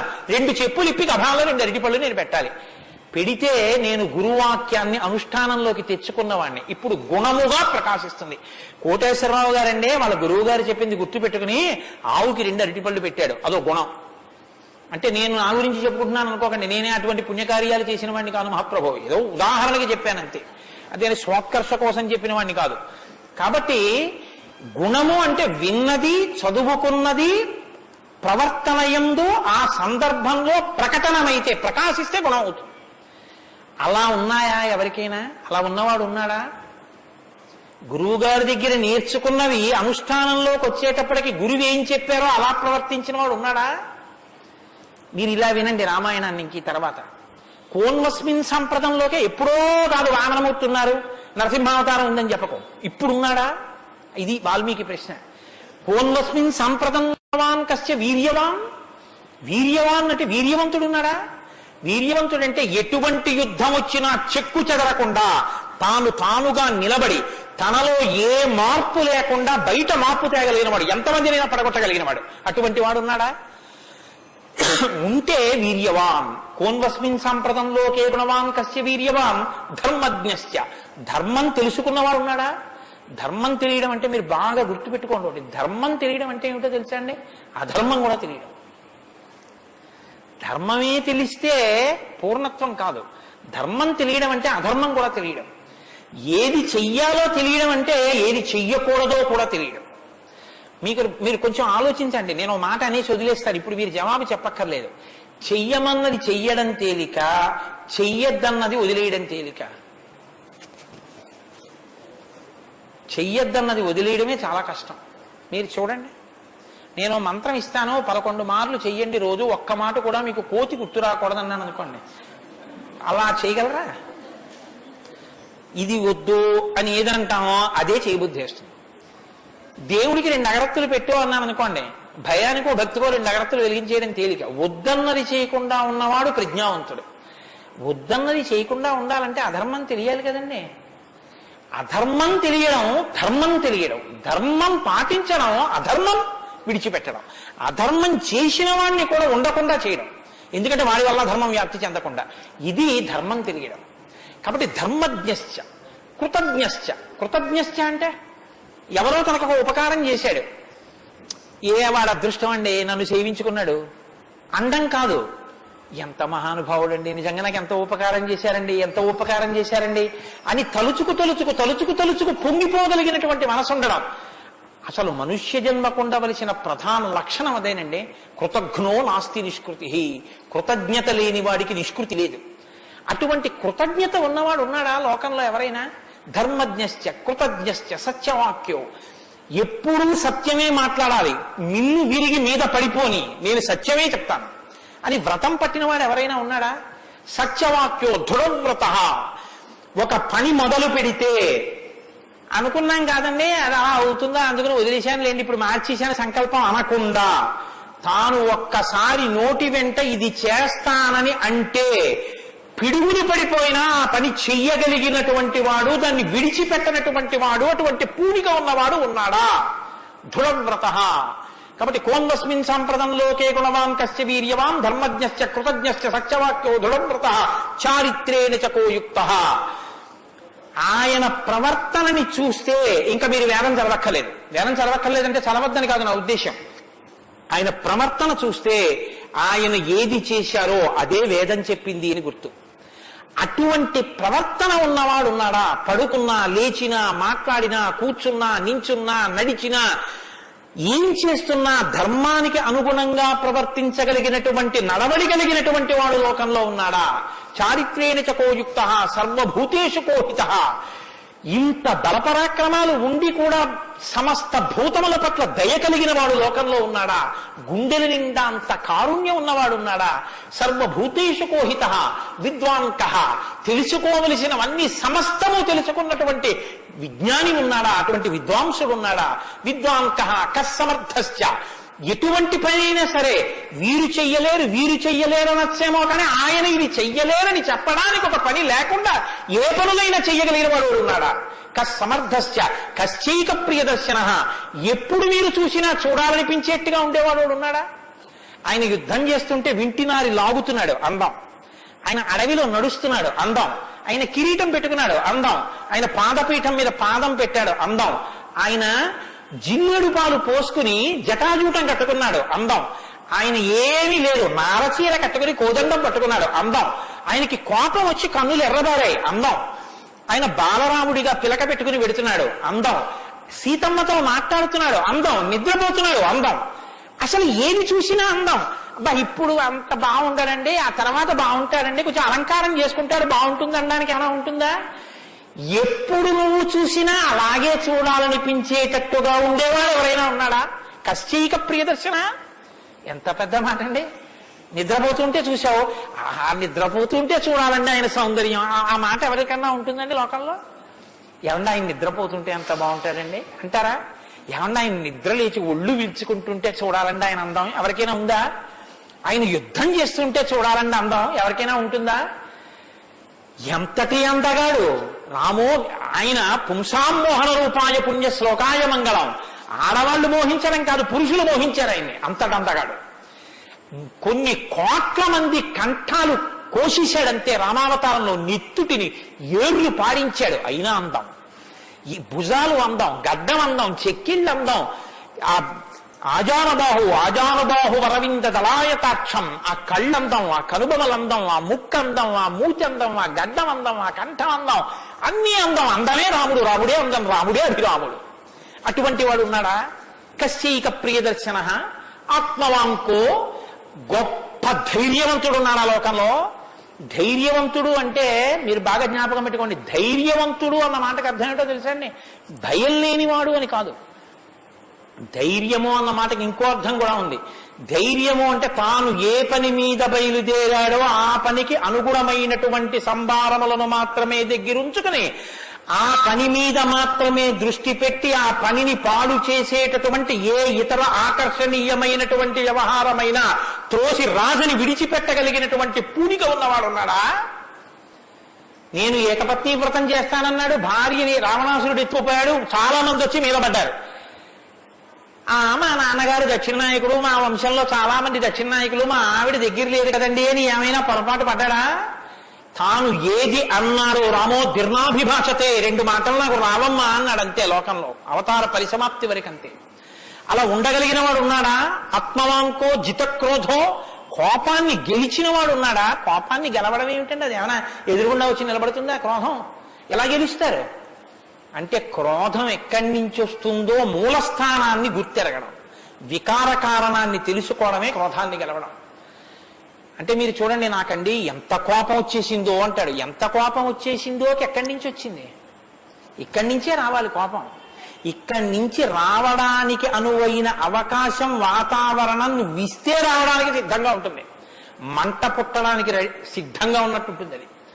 నువ్వు అది పుడితే ఎంత వికారంగా ఉంటావో, నీ ముఖం ఎలా ఉంటుందో, ఎంత జేవురించుకుని ఉంటుందో, ఎలా అరుస్తావో, నీ చేతులు ఎలా ఉంటాయో ఓసారి ఆ టైంలో వీడియో తీసి చూసుకో ఎలా ఉంటుందో. అసహ్యం వేస్తుంది మన మీద. మనకి అదేంటంటే అలా ఉన్నాననిపిస్తుంది. ఇన్ని వికారములు ఇది వస్తే వస్తున్నాయని తెలుసుకుని అది రాకుండా తొక్కి పెట్టగలిగిన వాడు ఉన్నాడా? అలా ఉంటే జితక్రోధో, అలాంటి వాడు ఉన్నాడయా లోకంలో? ఆత్మవాంకో జితక్రోధో ద్యుతిమాంకో, అపారమైనటువంటి కాంతి కలిగిన వాడు ఉన్నాడా? ద్యుతిమాంకో ననసూయక, అసూయని గెలిచిన వాడు ఉన్నాడా? తనకన్నా గొప్పవాడు కనపడితే ఆహాహా మహాత్ములు ఎంత గొప్ప పరిశ్రమ చేశారో, ఇంత గొప్పవాడు అయ్యాడని నమస్కారం చేసి తెలుసుకోవాలి. తనకన్నా తక్కువవాడు కనపడితే ఈశ్వరానుగ్రహంతో ఈయన వృద్ధిలోకి రావాలనగలగాలి. కిందవాడిని చూసి అహంకరించకూడదు, పైవాడిని చూసి అసూయపడకూడదు. ఈ 2 ఉన్నవాడు ఉన్నాడా? ద్యుతిమాంకో ననసూయక కస్య బిభ్యతి దేవాశ్చ జాత రోషస్య సంయుగే. కోపం లేని వాడికి కోపం ఎలా వస్తుంది మరి? అంటే కోపం తెచ్చిపెట్టుకున్నట్టు నటిస్తాడు అంతే.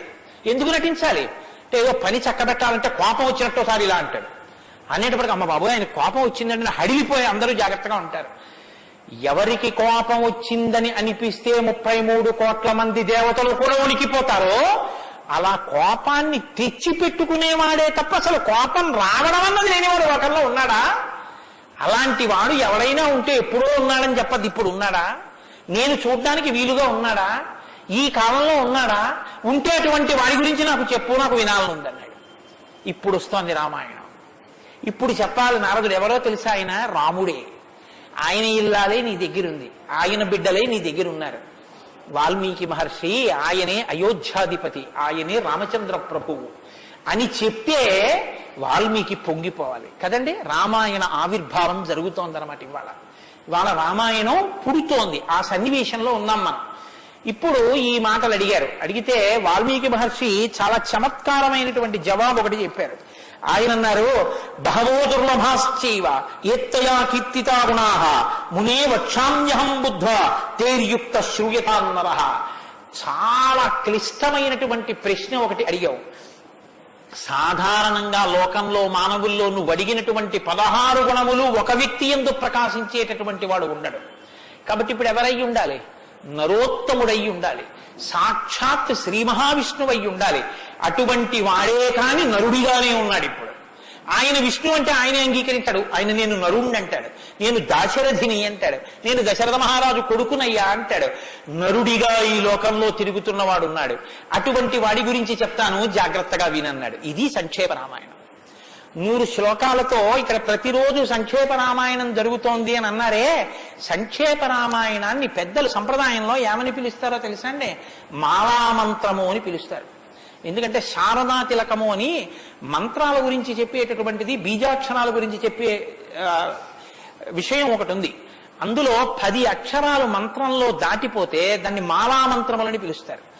100 శ్లోకములతో ఉన్న సంక్షేప రామాయణం మాలా మంత్రం. అందుకే సంక్షేప రామాయణాన్ని పారాయణ చేస్తే అది రక్షణ చేస్తుంది. మన్నాత్ త్రాయితే ఇది మంత్ర. దాన్ని మననం చేస్తే అది కాపాడుతుంది. సంక్షేప రామాయణం కూడా అలా కాపాడుతుంది. సద్గురువైనటువంటి నారద మహర్షి నోటిలోంచి పుట్టింది సంక్షేప రామాయణం. యోగులు రమించడం అంటే బాహ్యంలో తిరిగేటటువంటి మనస్సుని బుద్ధిని నిగ్రహించి వెనక్కి తిప్పి ఆత్మలోకి దింపి తాను ఒకటిగా నిలబడిపోయి పొందేటటువంటి ఆనందమేదో అది సాకారములు పొందితే రాముడు. కాబట్టి యోగులు రమించేటటువంటి స్వరూపమేదో దానికి రామ అని పేరు. కాబట్టి రామో నామ జనైశ్రుత నియతాత్మా మహావీర్యో ద్యుతిమాన్ ధృతిమాన్ వసీ. నువ్వు చెప్పినటువంటి గుణములన్నీ ఉన్నవాడు. దానితో పాటుగా వసీ, ఇంద్రియములను నిగ్రహించినటువంటి వాడు. ఇంద్రియాల్ని నిగ్రహించడం అన్న మాట మీరు రామాయణంలో చాలా జాగ్రత్తగా గమనించి తెలుసుకోవలసింది. ఇంద్రియాల్ని నిగ్రహించడం అంటే ఏమిటో తెలుసా అండి? మనసు దేన్ని చూస్తే, దేన్ని వింటే కదిలిపోతుందో, ప్రశాంతంగా ఉన్నది అలజడిని పొందుతుందో దాన్ని చూడకుండా, దాన్ని వినకుండా బలవంతంగా నిగ్రహించడం ఎటువంటిదో తెలుసా అండి? ఒక త్రాచుపాము అలా వెళ్ళిపోతోంది. గభాల్ని ఇలా చూశాడు, అయ్య బాబాయ్ త్రాచుపాము పెద్ద గెంతు గెంతాడు. అది అకస్మాత్తుగా ఏమైందంటే ఆ గెంతడంలో త్రాచుపాము యొక్క పడగ మీద 2 కాళ్ళు వేసి తొక్కాడు. ఇప్పుడు త్రాచుపాము తల పైకి ఎత్తలేకపోతోంది. ఇప్పుడు తను త్రాచుపాము నా కాళ్ళ కింద ఉంది, నన్ను ఏం చేస్తుంది అని ఉండగలడని మీరు అనుకుంటున్నారా? అతను గడగడగడగడగడ వణికిపోతూ చెమట్లు పట్టేస్తున్నాయి. ఎందుకంటే నేను త్రాచుపాము మీద ఉన్నాను, అది తోక కదుపుతోంది, తోకతో కాళ్ళు చుడుతోంది. ఈ కంగారులో ఏం చేస్తాడంటే త్రాచుపాము మీద తాను నిలబడి ఉండగా ఇక త్రాచుపాము తనను ఏం చెయ్యలేదన్న స్థితిలో ఉన్నా ఎప్పుడో ఒకప్పుడు త్రాచుపాము మీద కాలు తీసేస్తాడు. కంగారు పడిపోయి తీసేస్తాడు. ఎప్పుడో అప్పుడు కాలు తీయడం కోసమే పాము చూస్తుంటుంది, కాటు వేసేసి పుట్టలో వెళ్ళిపోతుంది, లేకపోతే ఎక్కడికో అక్కడికి వెళ్ళిపోతుంది. రావణుడు చేసే తపస్సు, రావణుని యొక్క ఇంద్రియ నిగ్రహం అటువంటివి. బలవంతంగా అణిచి పెడతాడు. అవకాశం రాగానే అది ఒక్కసారి జడలు విప్పి ప్రళయతాండవం చేసి రావణుణ్ణి పడగొడుతుంది. మండోదరి చెప్పింది ఈ మాట, నా సొంతం కాదు. రాముడు అలా కాదు, విచారణ చేసి ఉంటాడు. అర్థమనర్థం భావయ నిత్యం అంటారు శంకరాచార్యులు వారు. నారీస్తన భరణాభీదేశం దృష్ట్యా మాగా మోహావేశం ఏతత్ మాంసవసాది వికారం మనసి విచింత్య వారం వారం అంటారు. మనసు దేని చేత కదిలిపోతోందో దాని యథార్థ స్వరూపాన్ని బాగా విచారణ చేస్తారు. విచారణ చేసి ఈ పాటి దానిక నా ఒంట్లో ఉన్నటువంటి శక్తి అంతటినీ ఖర్చు చేసేస్తున్నాను అని మనసుని మరల్చే ప్రయత్నం చేసి ఆ వస్తువు తన కళ్ళ ముందు కనపడినా ఇంకా ఆయన మనసు చెక్కు చెదరదు, ఆ స్థితిని పొందుతాడు. ఇది శంకరాచార్యులు వారు నేర్పుతారు లోకానికి. గురువు చెప్పే మాట అంటే అలా ఉంటుంది. ఆయన ఎంత చమత్కారంగా అన్నారో చూడండి. నారీస్తన భరణాభీదేశం దృష్ట్యా మోగా మోహావేశం. ఎందుకంత వెర్రెక్కిపోతున్నావు? యవ్వనం ఒంట్లో ఉండి ఓపికన్న కాలంలో నీ శరీరం కన్నా స్త్రీ శరీరంలో 2 వికారాలు ఉన్నాయి. శరీరపు ఊర్ధ్వభాగంలో 2 చోట్ల మాంసపు ముద్దలు పైకి పొటమరించాయి. శరీర అధోభాగంలో మాంసము కొంత లోపలికి వెళ్ళి ఉంది. ఈ రెండు వికారాల కోసం నీ శరీరంలో ఉన్న సమస్త శక్తిని నశింప చేసుకున్నావు. ఇదా నీకు నరజన్మ ప్రయోజనం? మనసి విచింతియ వారం వారం, దీన్ని బాగా ఆలోచించు అన్నది. ఇది పట్టుకుందనుకోండి, కంటిని మనసుని కంటితో చూడడం వల్ల కదపగలిగిన మనసుకి ఇప్పుడు ఆ వస్తువు కనపడినా ఇక మనసు కదలదు. ఇది ఇంద్రియ నిగ్రహం అంటారు. ఇంద్రియాలని జయించడం అంటే అది. ఇది రాముడు. అందుకే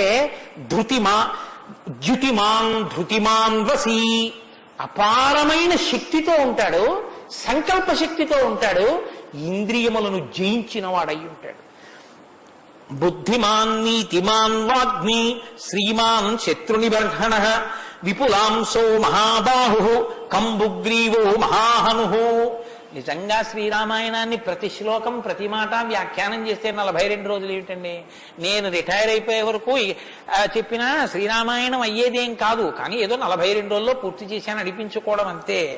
కాబట్టి బుద్ధిమాన్ నీతిమాన్ వాగ్మి, అన్ని విద్యలు తెలుసున్నవాడు, శ్రీమాన్ ఐశ్వర్యం ఉన్నవాడు, శత్రు నిబర్హణ శత్రువులను నిగ్రహించగలిగిన వాడు, విపులాంశో ఎత్తైన మూపున్నవాడు, మహాబాహు బలిషిర బాహువులున్నవాడు, కంబుగ్రీవో శంఖం వంటి కంఠం ఉన్నవాడు, మహాహను చెక్కిళ్ల పైభాగం చాలా ఉన్నతంగా ఉన్నటువంటి వాడు. అటువంటి మహానుభావుడు ఈ లోకంలోనే ఉన్నాడు. ప్రజాపతి సమశ్రీమాం ధాతారి పురుషూదన రక్షితా జీవలోకస్య ధర్మస్య పరిరక్షిత రక్షితా స్వస్య ధర్మస్య స్వజనస్య చ రక్షిత వేదంగతత్వజ్ఞో ధనుర్వేదే చ నిష్ఠితః. ఎంత గొప్పగా మాట్లాడారండి నారద మహర్షి. నిజంగా ప్రజాపతి సమశ్రీమాన్, ఈ ప్రపంచాన్నంతటినీ పోషించగలిగినటువంటి వాడు, సాక్షాత్ శ్రీ మహావిష్ణువు. ధాతారి పునిషూదన, శత్రువులను నిగ్రహించగలిగిన వాడు. రక్షితా జీవలోకస్య, ఈ లోకాలన్నింటినీ రక్షించగలిగిన వాడు. ధర్మస్య పరిరక్షిత, ధర్మాన్ని రక్షించేటటువంటి వాడు. ధర్మాన్ని రక్షిస్తాడు కాబట్టి అధర్మాన్ని నిగ్రహిస్తాడు కూడా. ధర్మస్య పరిరక్షిత రక్షిత స్వస్య ధర్మస్య, తన ధర్మాన్ని తాను రక్షించుకుంటాడు. రక్షిత స్వస్య ధర్మస్య స్వజనస్య చ రక్షిత, అందరినీ రక్షిస్తే మరి స్వజనులు ఎవరు? అంటే ఆయననే నమ్ముకుని ఉన్న వాళ్ళెవరో ఆ వారి రక్షణ యందు మరింత అప్రమత్తంగా ఉండేటటువంటి స్వరూపం ఉన్నటువంటి వాడు. అటువంటి వాడు సచ సర్వగుణోపేత కౌసల్యానందవర్ధన సముద్రైవ గాంభీర్యే ధైర్యేణ హిమవానివా. ఇందులోంచేనండి వాల్మీకి మహర్షి చెప్పిన శ్లోకాల్లోంచే తర్వాత ఉపమానాలన్నీ వచ్చాయి. ఇప్పటికీ మనం చూడండి, ఆయన మేరునగ ధీరుడండి అంటాం. ఆయన్ని పోల్చి చెప్పేటప్పుడు హిమవత్ పర్వతము వంటి వాడు, సముద్రము వంటి గాంభీర్యం ఉన్నవాడు అని చెప్పారు నారద మహర్షి. సముద్రం చూడండి ఎంత గంభీరంగా ఉంటుందో. సముద్రం కడుపులో ముత్యాలు, రత్నాలు, వజ్రాలు ఇన్ని ఉంటాయి. ఇన్ని ఉన్నా కప్పి ఉంచుతుంది. సముద్రంలో బడబాగ్ని ఉంటుంది, కానీ తాను మాత్రం చల్లగా ఉంటుంది. సముద్రం ఒడ్డుకొస్తుంది, వచ్చి మీ కాళ్ళు తాను కడుగుతుంది. శాతకానిది ఎదురొచ్చి మీ కాళ్ళు కడిగిందని మీరు ధూర్తతనంతో లోపలికెడితే మిమ్మల్ని తనలో కలుపుకుంటుంది. ఎదురొచ్చి మీ దగ్గరికి వస్తోంది కదా అని మీ కాలి చెప్పు తీసి అందులో వేస్తే తీసుకొచ్చి అవతల బారేస్తుంది ఒడ్డున. ఇది సముద్రం యొక్క గాంభీర్యం. తాను ఉప్పు కయ్యగా ఉంటుంది, పర్వదిన స్నానానికి పనికొస్తుంది. ఇన్నిటిని కప్పిపుచ్చి నిలబడగలిగినటువంటి స్వరూపం సముద్రం. కడుపులో బడబాగ్ని ఉన్నా, సీతాపహరణమే జరిగిన, తండ్రే మరణించిన, రాజ్యమే పోయినా, అరణ్యంలో తిరిగిన, జుట్టు తీసేసిన, జిల్లేడు పాలు పోసుకుని ఆఖరికి ఆ జటలు కట్టుకున్న, నారచీర కట్టుకున్న, పాదాలకి చెప్పులే లేకపోయినా, అగ్నిహోత్రాన్ని చంకన తగిలించుకున్న, అడవిలో మృగాన్ని బాణం పెట్టి కొట్టి చర్మం ఒలిచి మాంసం తీసి తెచ్చి సీతమ్మ వండితే తప్ప తినలేని స్థితిలో రాజారాముడైనటువంటి వాడు బ్రతకవలసి వచ్చిన తెల్లవారుజామున 4 గంటల సమయంలో దాహమేస్తున్న ఏనుగు నదిలో తొండం పెట్టి నీళ్లు తాగడానికి కూడా భయపడినంత చలికాలంలో కూడా వెళ్లి స్నానం చెయ్యగలిగిన మొనగాడు.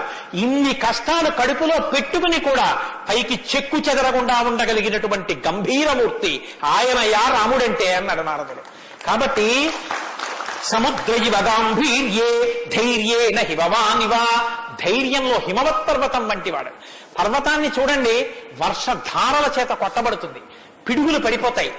ఆ పర్వతం మీదే చెట్లు పెరుగుతాయి, ఆ పర్వతం మీదే సింహాలు తిరుగుతాయి, పులులు తిరుగుతాయి.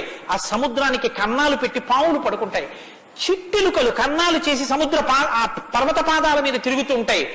ఎలుక కన్నం పెట్టి తనలో దూరిందని బెంగ పెట్టుకోదు, ఒక ధూర్తుడు కాళ్లతో పైకెక్కాడని బెంగ పెట్టుకోదు, వర్షధారలు కొట్టాయని కదలదు, పిడుగులు పడ్డాయని చెక్కు చెదరదు, పులులు సింహాలు తిరుగుతున్నాయని బెంగ పెట్టుకోదు, మహాత్ములు తన మీద నడుస్తున్నారని పొంగిపోదు, తన మీద ఈశ్వరుడి దేవాలయం కట్టారని పరవశించిపోదు, తాను అలాగే నిలబడి ఉంటుంది. చెక్కు చెదరక నిలబడగలిగినటువంటి పర్వతం ఎటువంటిదో రాముడు అటువంటి వాడు. ఇది నారదుడు ఒక నరుడిగా ఆయనకున్న లక్షణాలు చెప్తున్నాడు. ఇవి నీవు సంతరించుకో, కొన్నైనా ప్రతిదానికి విచలితుడమైపోవడం కాదు, ప్రతి చిన్నదానికి కదిలిపోవడం కాదు, ధైర్యంగా నిలబడగలగాలి. నాకు కాకపోతే ఎవరికి వస్తాయి? వస్తాయి కష్ట సుఖాలు అనేటటువంటివి చేసుకున్న కర్మను అనుసరించి అని నిలబడగలిగినటువంటి స్థితి రామాయణం ఇస్తుంది. విష్ణునా సదృశో వీర్యే సోమవత్ ప్రియదర్శన కాలగ్ని సదృశ క్రోధే క్షమయా పృథివీ సమః. ఏమి శ్లోకాలు వాడారండి సంక్షేప రామాయణంలో మహానుభావుడు. విష్ణునా సదృశో వీర్యే, ఆయనతో పోల్చడానికి విష్ణు ఒక్కడే ఉన్నారు. ఎందుకంటే ఇంకా ఆయనతో పోల్చడానికి అటువంటి వాడు ఇంకొకడెవరు ఉంటారు? విష్ణువుని విష్ణువుతోనే పోల్చాలి. కాబట్టి విష్ణువుతో సమానమైన వాడు. సోమవత్ ప్రియదర్శన, బాణం పట్టుకుని ఎదురుగుండా ఉన్న వాళ్ళ లక్షల మంది కంఠాలు తెగకోసినా సరే భక్తులైన వారికి మాత్రం ఆ స్వరూపాన్ని దర్శనం చేస్తుంటే ఎంత సంతోషంగా ఉంటుందో. కాబట్టి సోమవత్ ప్రియదర్శన, లోకంలో మూడిటిని ఎంత చూసినా చూడబుద్ధే వేస్తుంది. ఎంత చూడండి చూడబుద్ధి వేస్తుంది. అందుకే పార్వతీదేవి వినాయకుడికి ఏనుగు ముఖం పెట్టించింది. పసిపిల్లలకి కూడా సంతోషం కల్పించేవి మూడు ఏమిటో తెలుసా అండి? గజముఖం, చంద్రబింబం, సముద్రం. మీరు సముద్రపుటికి వెళ్ళి ఎంతసేపు కూర్చోండి, ఎంతసేపు చూస్తున్నా సముద్రాన్ని అలా చూడాలనే అనిపిస్తుంది. చీకటి పడిపోయిన తర్వాత సముద్ర ఘోష అదో సంతోషం, వస్తున్న కెరటాలు అదో సంతోషం, చీకటి పడ్డాక దీపాలతో దూరంగా వెళ్ళిపోతున్న ఓడ అదో సంతోషం, సూర్యోదయానికి సముద్రం ఆకాశం కలిసినట్టుగా ఉన్న చోట ఉదయిస్తున్న సూర్యబింబం అదో సంతోషం, ఆ పడుతున్న ఎర్రకాంతి అదో సంతోషం, సూర్యాస్తమయానికి సముద్రంలో కృంగిపోతున్నట్టుగా ఉన్న సూర్యుడు అదో సంతోషం. తిక్కన గారు విరాట పర్వంలో అంటారు, రాత్రి అయ్యేటప్పటికి ఆకాశం ఎలా ఉందంటేట మంచి సంపన్నుడైన గృహస్థు ఇంట్లో అలంకారం చేసినటువంటి పడకలా ఉందిట, దాని మీద పువ్వులు అవన్నీ వేస్తే ఎలా ఉందో అలా ఉందిట. సూర్యోదయానికి ఉన్నటువంటి ఆకాశం ఎలా ఉందంటేట తెల్లవారిన తర్వాత 10 మంది చూస్తే దృష్టిదోషం కలుగుతుందని ఆ ఇంటి ఇల్లాలు దుప్పటి మీద ఉన్న పువ్వులు అవే అన్ని పోయేటట్టు ఒక్కసారి 2 చేతులతో ఇలా దులిపేస్తే అన్ని పోయిన తర్వాత దుప్పటి ఎలా ఉందో ఆకాశం ఎలా ఉంది తెల్లారాకంటారు. అలా ఆ సముద్రాన్ని చూస్తుంటే ఎంత అందంగా ఉంటుందో. పసిపిల్లల దగ్గర నుంచి కవుల వరకు జ్ఞానుల వరకు సముద్రం ఆనందమే. పసిపిల్లాడికి ఏం తెలిసనే ఆనందం, వృద్ధుడికి ఏం తెలిసనే ఆనందం. అందరూ సముద్రపు ఇంటికి వెళ్ళి ఆనందం పొందుతారు. ఆఖరికి తుఫాను సమయంలో సముద్రం చూడడం అదో సంతోషం కొంతమందికి. కాబట్టి సముద్రం. 2 చంద్రబింబం. చంద్రబింబాన్ని ఎంతసేపు చూడండి సంతోషం. రామాయణంలో వాల్మీకి మహర్షి వర్ణిస్తారు సుందరకాండలో చంద్రబింబాన్ని, ఏమి వర్ణనలో ఆ సర్గలు. కాబట్టి చంద్రబింబం. 3 ఏనుగు. ఏనుగు చూడండి, వెంకటాచల క్షేత్రానికో తిరుత్తనియో వెడితే ఆ ఏనుగు ముందు నించుంటే పిల్లల్ని ఎంతసేపు నించోబెట్టండి సంతోషమే. ఆ తొండం ఇలా ఇలా ఆడిస్తూ ఆ ఏనుగు అలా నిలబడి అరటిపండు ఎత్తి నోట్లో పెట్టుకుని ఆ దుమ్ము తీసి మీద పోసుకుని స్నానం చేసి తెల్లటి దంతాలు, దాని స్వరూపం, దాని చిన్ని చిన్ని కళ్ళు, దాని వెంట్రుకలు, దాని తోక, పెద్ద పెద్ద కాళ్ళు, ఇంతంత గోళ్ళు, గుండ్రంగా పాదాలు. ఆ ఏనుగుని ఎంతసేపు చూసినా ఇంకేం చూస్తానులేండి అనిపించదు, అలా చూడబుద్ధి వేస్తుంది. అలా చూడబుద్ధి వేస్తుంది. కాబట్టి ధ్యానం చేసేటప్పుడు ముందు గణపతి యొక్క ముఖాన్ని తదేకంగా చూస్తే ఆ ధ్యాన నిష్ట చేత విఘ్నములు తొలగిపోతాయి. కాబట్టి పరమేశ్వరుడు అందరూ తొందరగా దృష్టి పెట్టి చూడడానికి వైముఖ్యం కలగనటువంటి ముఖాన్ని నా కొడుక్కి పెడితే అందరికీ ఉపకారం జరుగుతుందని ఏనుగు తలకాయ తీసుకొచ్చి వినాయకుడికి పెట్టాడు. అది కారణం. వినాయకుడికి ఏనుగు తలకాయ ఉండడానికి కారణాల్లో అదొకటి. కాబట్టి విష్ణునా సదృశో వీర్యే సోమవత్ ప్రియదర్శన కాలాగ్ని సదృశ క్రోధే. క్రోధం, కోపం వచ్చిందా కాలాగ్ని ఎటువంటిదో అటువంటి వాడు. క్షమయా పృథివీ సమః. ఈ భూమికి ఎంత ఓర్పో రాముడికి అంత ఓర్పు. నిద్ర వేస్తూనే భూమిని తంతాం, భరిస్తుంది. మలమూత్రాలు భూమి మీద విసర్జిస్తాం, భరిస్తుంది. ఉమ్మి భూమి మీద వేస్తాం, ఊరుకుంటుంది. పోనీ ఏదో పొరపాటున వచ్చింది వేరు, కావాలని ఒక రకమైన తాంబూలం వేసుకుని బొమ్మడమే ప్రయోజనంగా నెత్తులు కక్కుకునేవాడు కక్కుకున్నట్టు భూమి మీద ఎర్రటి మరకలు పడేటట్టు అదే పనిగా ఉమ్మి వేసేటటువంటి వాడిని కూడా భరించినటువంటి భూమాత యొక్క ఓర్పుని ఎంత స్తోత్రం చేయాలి నిజంగా. కాబట్టి అన్నం కావాలి, నాగలి పెట్టి అమ్మ గుండెల మీద చీరుతాం. ఇల్లు కట్టుకోవాలి, శంకుస్థాపన పేరుతో గుణపాలు పెట్టి అమ్మ గుండెల మీద గుచ్చుతాం. ఆఖరికి ఇంత సంపాదించి ఇంత కీర్తి తెచ్చి మా నాన్నగారు, మా బాబాయ్ గారు, మా మేనమామ, మా ఆయన ఇన్ని బంధుత్వాలు పెట్టుకున్న వాళ్ళు ఆ ఊపిరి ఆగిపోగానే తీసుకెళ్లి బయట చిరిగిపోయిన బొంతో చాపో వేసి పడుకోబెట్టి కొత్త చాప తెచ్చి 4 కర్రలకేసి తాడేసి కట్టి తీసుకెళ్లిపోతుంటే ఆఖరణ పుచ్చుకునేది ఈ తల్లి ఒక్కతే. ఎవరు ఇంట్లో ఒక్క రాత్రి కూడా ఉంచుకోరు. యావత్ పవనో నివసతి దేహే తావత్ పృచ్ఛతి కుశలంగేహే గతవతి వాయో దేహాపాయే భార్యా బిభ్యతి తస్మిన్ కాయే అంటారు శంకర భగవత్పాదులు. అటువంటి ఈ తల్లిది ఎంత ఓర్పో, ఎన్ని అపచారములు చేసినా కూడా కడుపులో పెట్టుకునేటటువంటి అమ్మ స్వరూపమైనటువంటి భూమికి ఎంత ఓర్పు ఉందో అంత ఓర్పు కలిగిన వాడయ్యా రామచంద్రమూర్తి. కాబట్టి ధనదేన సమస్యాగే సత్యే ధర్మ ఇవాపరః. కుబేరుడు ఎంతటి ధనవంతుడో అంతటి మహానుభావుడు, అటువంటి త్యాగం ఉన్నవాడు. సత్యే ధర్మ ఇవాపరః. సత్యము ధర్మము ఒకదాన్నొకటి ఎలా కాపాడుకుని రక్షించుకుంటాయో అలా రక్షించి కాపాడగలిగినటువంటి వాడు. తమేవం గుణ సంపన్నం రామం సత్యపరాక్రమం. ఇన్ని గుణములు కలిగినటువంటి రామచంద్రమూర్తి సాక్షాత్తుగా సత్యపరాక్రముడైనటువంటి వ్యక్తి. ఆయన పరాక్రమం సత్యమే పరాక్రమముగా కలిగినటువంటి వాడు. అటువంటి వాడు రామచంద్రమూర్తి అని ఆ రాముని యొక్క కథని సంక్షేపంగా చెప్పారు. సంక్షేపంగా అంటే వివరంగా కాదు, బాగా గుర్తుపెట్టుకోండి. వివరంగా చెప్పలేదు, కేవలం ఏదో విహంగ వీక్షణం అంటారు చూసారా, ఒక్కసారి స్థాళీపులాక న్యాయంగా ఒకసారి అలా చెప్పేశారు. అది ఎంత తేలిగ్గా చెప్పేశారంటే సజగామ వనం వీర ప్రతిజ్ఞామనుపాలయన్ పితుర్వచన నిర్దేశాత్ కైకయ్యా ప్రియకారణాత్ అంటూ. కానీ సంక్షేప రామాయణ శ్లోకాలండి, అవి నిజంగా మంత్రాలే. దశరథ మహారాజు గారు లేక లేక లేక లేక సంతానం కలగలేదని బెంగ పెట్టుకుని అశ్వమేధయాగం చేసి తత్పాపాన్ని పోగొట్టుకుని పుత్రకామేష్టి చేస్తే యజ్ఞపురుషుడు ఆవిర్భవించి ప్రసాదాన్ని ఇస్తే ఆ పాయసాన్ని అనురూపలైనటువంటి తన భార్యలు స్వీకరిస్తే పెద్ద భార్య అయినటువంటి కౌసల్యాదేవి యొక్క గర్భాన్ని జనించినటువంటి సాక్షాత్తు విష్ణుస్వరూపుడైన ధర్మాత్ముడైన రామచంద్రమూర్తి పినతల్లి అయిన కైకమ్మ 14 సంవత్సరములు అరణ్యవాసం చేసి రాజ్యాభిషేకాన్ని విడిచిపెట్టుకోవాలి రామచంద్రమూర్తిని 2 వరములు రాత్రికి రాత్రి దశరథ మహారాజు గారిని అడ్డుపెట్టి నిగ్రహిస్తే తండ్రిని సత్యవాక్యమునందు నిలబెట్టడం కోసమని రామచంద్రమూర్తి రాజ్యాన్ని పరిత్యజించి నారవస్త్రాలు కట్టుకుని చెప్పులు కూడా విడిచిపెట్టి మహానుభావుడు అరణ్యానికి బయలుదేరి వెళ్ళిపోతున్నారు. ఆ వెళ్ళిపోతున్నటువంటి సమయంలో రామస్య దయితా భార్య నిత్యం ప్రాణ సమాహిత జనకస్య కులే జాతా దేవమాయేవ నిర్మిత సర్వలక్షణ సంపన్నా నారీణాముత్తమామధు సీతాప్యనుగత రామం శిశిలం రోహిణీ యథా. సాక్షాత్తుగా దేవమాయయే లోకంలో ఉన్న సౌందర్యమంతా రాశీభూతమై ఒక స్త్రీ రూపంలో వచ్చిందా అన్నంతగా కనపడేటటువంటి సీతమ్మ తల్లి, జనక మహారాజు గారి యొక్క పుత్రి, అయోనిజ అయినటువంటి తల్లి, స్త్రీలలో ఉత్తమమైనటువంటి రత్నంగా చెప్పబడినటువంటి తల్లి, సర్వలక్షణ సంపన్న అయినటువంటి సీతమ్మ చంద్రుణ్ణి రోహిణి ఎలా అనుసరిస్తుందో అలా కష్టసుఖాల్లో నీతో కలిసి ఉంటాను తప్ప నేను అంతఃపురంలో ఉండను అని చెప్పి రామచంద్రమూర్తితో కలిసి అరణ్యవాసానికి బయలుదేరింది. సోదరుడైనటువంటి లక్ష్మణుడు కూడా రామచంద్రమూర్తితో బయలుదేరాడు.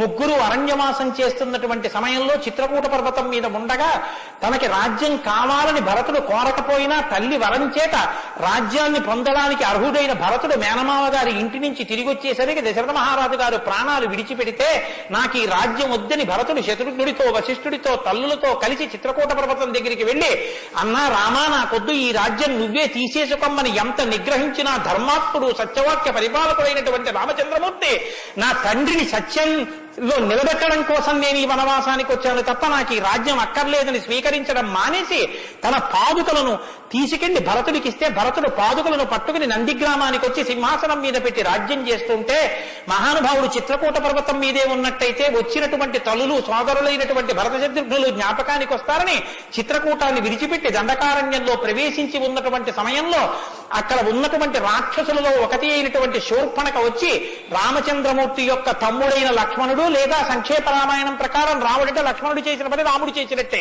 అందుకని రాముడి చేత ముకుచెవులు కోయబడితే ఆ శూర్పణఖ చేత ప్రేరేపింపబడిన ఖరదూషణాదులు త్రిశిరస్సు అనేటటువంటి 14,000 మంది రాక్షసులు రాముడి మీద దండెత్తి వస్తే తృణప్రాయంగా 14,000 మందిని నిగ్రహించినటువంటి రామచంద్రమూర్తి యొక్క పరాక్రమాన్ని శూర్పణఖ వల్ల తెలుసుకున్నటువంటి రావణాసురుడు అసూయతో సీతమ్మ తల్లి మీద మోహంతో సీతమ్మ తల్లిని అపహరించి తీసుకుని వెళ్ళిపోతే ఆగ్రహించినటువంటి రామచంద్రమూర్తి శబరిని దర్శనం చేసి తర్వాతి కాలంలో సుగ్రీవుడితో స్నేహం చేసి వారిని నిగ్రహించి దశ దిశలకి వానరుల్ని పంపిస్తే దక్షిణ దిక్కుకు వెళ్లినటువంటి హనుమ సీతమ్మ తల్లి యొక్క జాడ కనిపెట్టి 100 యోజనముల సముద్రాన్ని దాటి ఈవలి ఒడ్డుకు వచ్చి రామచంద్రమూర్తికి సీతమ్మ క్షేమవార్త చెప్తే రామచంద్రమూర్తి నీరుని యొక్క సహకారంతో సముద్రానికి సేతువు కట్టి సముద్రాన్ని దాటి ఆవలి ఒడ్డుకు వెళ్లి లంకారాజ్యంలో వానర సహకారంతో రావణ కుంభకర్ణాది వీరులను నిగ్రహించి తిరిగి మళ్లీ అయోధ్య పట్టణానికి వచ్చి పట్టాభిషిక్తుడై 11,000 సంవత్సరములు ఈ రాజ్యాన్ని పరిపాలన చేసి రామరాజ్యం ఇలా ఉంటుంది అని చెప్పి లోకానికి చాటి చెప్పిన వాడయ్యా రామచంద్రమూర్తి అంటే సంక్షేప రామాయణాన్ని కథారూపంగా శ్లోకరూపంగా నారద మహర్షి వాల్మీకి మహర్షిగా ఉపదేశం చేశారు. ఉపదేశం చేస్తే సంతోషించారు. ఆ రామరాజ్యం యొక్క గొప్పతనాన్ని 4 శ్లోకాలు వినకపోతే మనం దోషం చేసిన వాళ్ళం అవుతాం. ప్రహృష్టముదితో లోకస్తుష్ట పుష్ట సుధార్మిక నిరామయో హ్యరోగశ్చా దుర్భిక్ష భయవర్జిత న పుత్రమరణం కించిత్ ద్రక్షంతి పురుషః క్వచిత్ నార్యాశ్చా విధవా నిత్యం భవిష్యంతి పతివ్రతాః న చాగ్నిభయం కించిత్ ఆప్సుమజ్జంతి జంతవః న మాతజం భయం కించిత్ నాపిజ్వర కృతం తథా న చాపిక్షుద్భయం తత్ర న తస్కర భయం తథా నగరాణి చ రాష్ట్రాణి ధనధాన్యయుతాని చ నిత్యం ప్రముదితాః సర్వే యథా కృతయుగే తథా అశ్వమేధశతైర్రిష్టా తథా బహుసువర్ణకైః. రామచంద్రమూర్తి రాజ్యం చేసేటటువంటి కాలంలో కొడుకులు మరణిస్తే పెద్దవాళ్ళైనటువంటి వాళ్ళు పిల్లలకి ప్రేతకార్యం అన్నది లేదు. స్త్రీలు విధవలై భర్త మరణిస్తే జీవించవలసినటువంటి దౌర్భాగ్యం లేదు. అందరూ పసుపు కుంకాలతో భర్త చేతుల మీద వెళ్ళిపోయేవారు. ఎక్కడ అగ్నిభయం ఉండేది కాదు. జంతువులు నీళ్లలో మునిగి మరణించడం అనేటటువంటిది ఉండేది కాదు.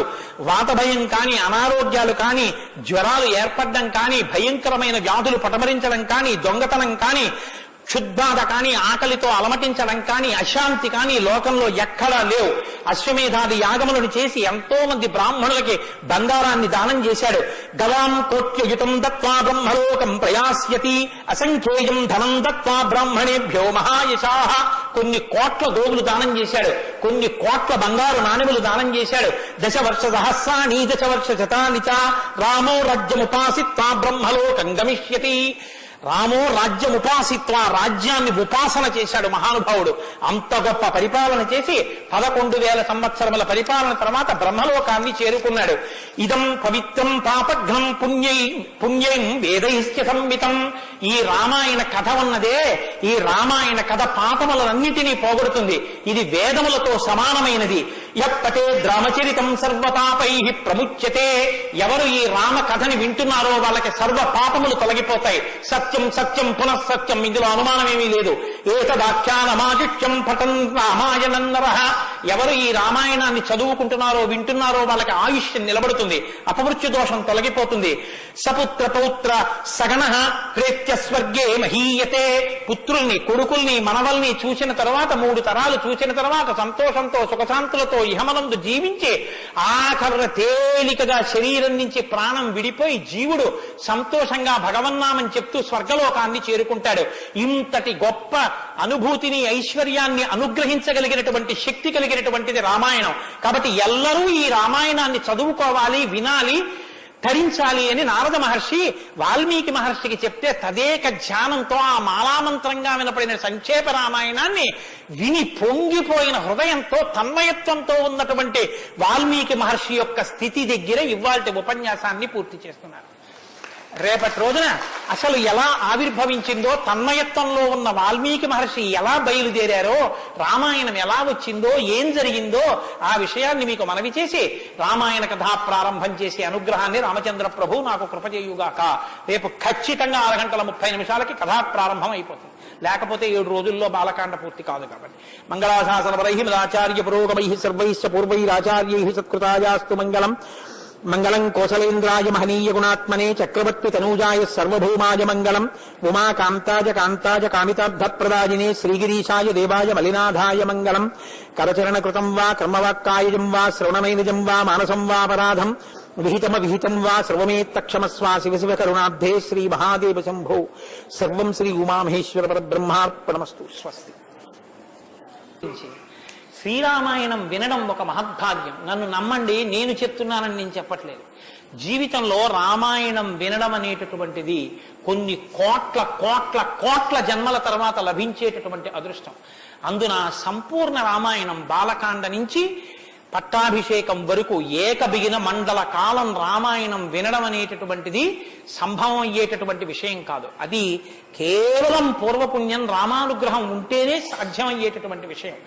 అటువంటి రామ కథ విన్న తరువాత మనం కేవలం లేచి వెళ్ళిపోవడం వల్ల ప్రయోజనం కన్నా రామనామాన్ని చెప్పి వెడితే చాలా బాగుంటుంది.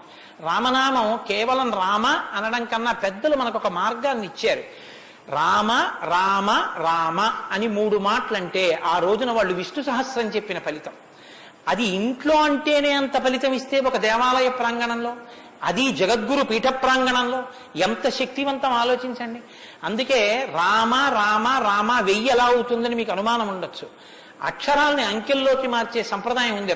2 మా 5 రామ రామ రామ అంటే 2 5 2 × 5 × 2 × 5 × 2 × 5 2 5 10 10 2 20 20 100 100 200 205 1000 సహస్రనామ తత్తుల్యం రామనామ వరాననే.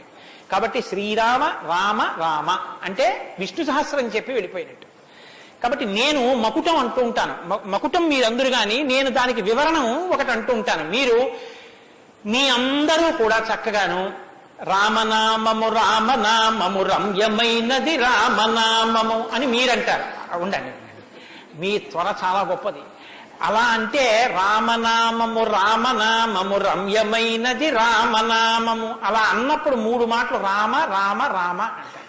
మీరు ఎన్ని మాటలు అన్నారో అన్ని మాటలు విష్ణు సహస్రం చెప్పింది. పైగా మీరు ఒకటి గుర్తు పెట్టుకోండి, నేను పూర్తి విశ్వాసంతో చెప్తున్నాను. వ్యక్తిగత అనుభవాలు వేదికల మీద చెప్పడం నాకు ఇష్టం ఉండదు. శ్రీరామాయణం జరగడానికి అందరికన్నా ముందే స్వామి హనుమ వస్తారు. అందుకే రామాయణం చెప్పేటప్పుడు హనుమ కోసం ఒక ఆసనం వేస్తారు. ప్రచ్ఛన్న రూపంలో వచ్చి కూర్చుంటారు. అదిగో ఆ ఆసనం అదే. రామచంద్రమూర్తి పాదాల దగ్గర ఖాళీగా ఉంచిన ఆసనం ఎవరికంటే హనుమ కొరకు. దాని మీద వారు కూర్చుంటారు. అందుకే పుష్పాలంకారంతో శోభింపచేస్తారు. ఆయనకి ఆ పూలహారం వేశాను. రామనామం చెప్తుంటే ఆయన ఇలా చూస్తూ ఎవరా రామనామం చెప్తున్నారో పొంగిపోతారట. రాముడు హనుమ ప్రీతి పొందేస్తారు. ఎంత అసలు సీతమ్మ పరవశించిపోతుంది. నేను మీకు ఇప్పుడే చెప్పాను, వాక్కు ఉన్నది ఒక్క మనుష్య జన్మకి. అది మన భాగ్య విశేషం చెప్పగలగడం. రోజు అలాని మీతో నేనేం గంట సేపు చెప్పించను. ఒక్క 11 పర్యాయాలు అందులో నాకు ఏది అనిపించాలనిపిస్తే అవి అనిపిస్తూ ఉంటాను. నేను వివరణతో కూడిన మాట అంటాను, మీరు రామనామము రామనామము రమ్యమైనది రామనామము. నేను గొప్పకి చెప్పట్లేదు, మీతో మాట మనవి చేస్తా. నేను అయ్యప్ప స్వామి దేవాలయంలో సంపూర్ణ రామాయణ ప్రవచనం చేసిన రోజుల్లో ఇది అనిపించేవాళ్ళం. రామాయణం అయిపోయిన తర్వాత రామాయణం సీడీలు ప్రపంచవ్యాప్తంగా అన్ని దేశాలకి వెళ్ళాయి. అయితే అమెరికా నుంచి నాకు ఫోన్లు వచ్చాయి, గురుగారు ఒక్కసారి వినండి అని. వాళ్ళు ప్రతిరోజు రామాయణం వినేటప్పుడు ఖాళీ కుర్చీ వేసి టేప్ రికార్డర్ పెట్టి 6:25 అవుతుంటే కోటేశ్వరరావు ఉపన్యాసానికి వస్తున్నారని భావన చేసుకుని వాళ్ళు టేప్ రికార్డర్ ఆన్ చేసి ఉపన్యాసం వినేసి నేను చెప్తుంటే వాళ్ళు రామనామం చెప్తూ అమెరికాలో వాళ్ళందరూ కలిసి పట్టాభిషేకానికి ఊరేగింపుగా ఉపన్యాసంలో ఎలా చెప్పానో అలా వెళ్ళి పట్టాభిషేకం చేస్తూ వాళ్ళు ఫోన్లో నాకు వినిపించారు. ఎందుకని అంటే నేను సముద్రం దాటి రాను అన్నాను. అందుకని నేను వెళ్ళలేదు పాపం చూడ్డానికి. కానీ ప్రపంచంలో ఎన్ని దేశాలలోనో అలా చెప్పుకుని ఎన్ని కోట్ల రామనామం జరిగిందో, ఎన్ని చోట్ల పట్టాభిషేకాలు జరిగాయో. మళ్ళీ ఆనాడు సంపూర్ణ రామాయణం చెప్పించాడు రామచంద్ర ప్రభు. ఈనాడు మళ్ళీ గుంటూరు శారదాపీఠంలో చెప్పగలుగుతున్నాం. కాబట్టి మీ అందరూ కూడా చక్కగా భక్తి శ్రద్ధలతో చెప్పండి. ఒక సంప్రదాయానికి దీన్ని ఆవిష్కరిస్తున్నాం. ఇవాళ మీ అందరికీ కూడా దీన్ని బహుమానం చేస్తారు. మీ అందరూ కూడా చక్కగా ప్రతిరోజు దీన్ని తీసుకొచ్చి రోజు ఇందులోంచి నామాలు చదువుకోవచ్చు, మీ ఇంటి దగ్గర కూడా చదువుకోవచ్చు. ఇవాళ మాత్రం నేను చెప్పింది మకుటం చెప్పండి. ఏమండి అందరికి సంతోషం. ఇది కూడా ఇస్తాను. రామరామ అందరికి 108 నామాల్లో సంపూర్ణ రామాయణం నామరామాయణం అని ఇది కూడా మీకు బహుమానం చేస్తున్నారు. ఇది కూడా మీరు చదువుకోవచ్చు. రండి గోపాలకృష్ణ గారు తీసుకోండి. నామము రామనామము రమ్యమైనది రామనామము,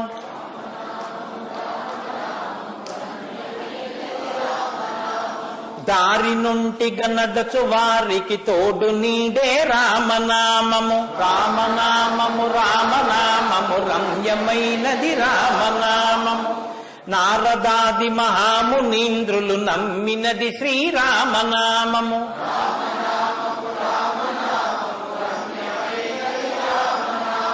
కోరికొలచిన వారికెల్లను కొంగు బంగరు రామనామము.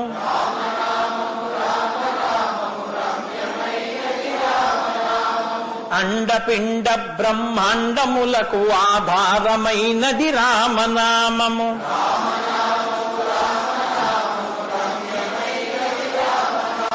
బ్రహ్మ సత్యము జగన్మిథ్యాభావమే శ్రీరామనామము.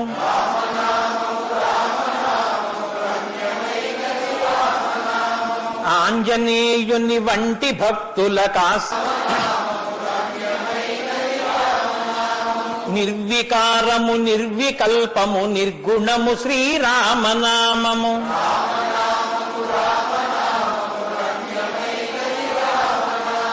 జీవితంబున నిత్య జపముగ చేయవలె శ్రీరామనామము.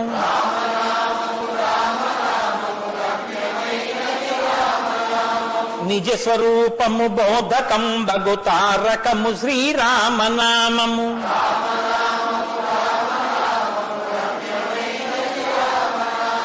వేదవాక్య ప్రమాణములచే అలరుచున్నది శ్రీరామనామము.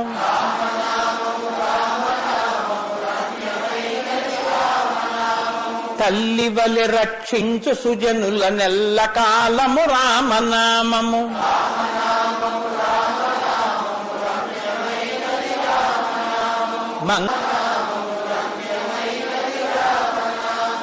స్వస్తి. రేపు 6:30 తిరిగి ప్రవచనాన్ని ప్రారంభం చేద్దాం.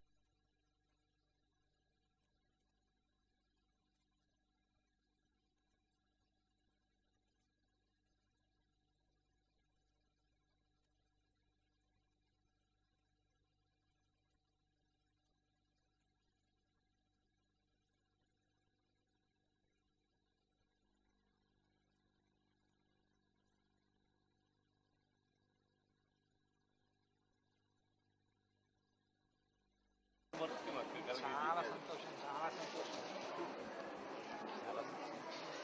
ఎక్కడో లేదు. నమస్కారం విజయ్ కుమార్ గారు చెప్పండి రండి. సార్.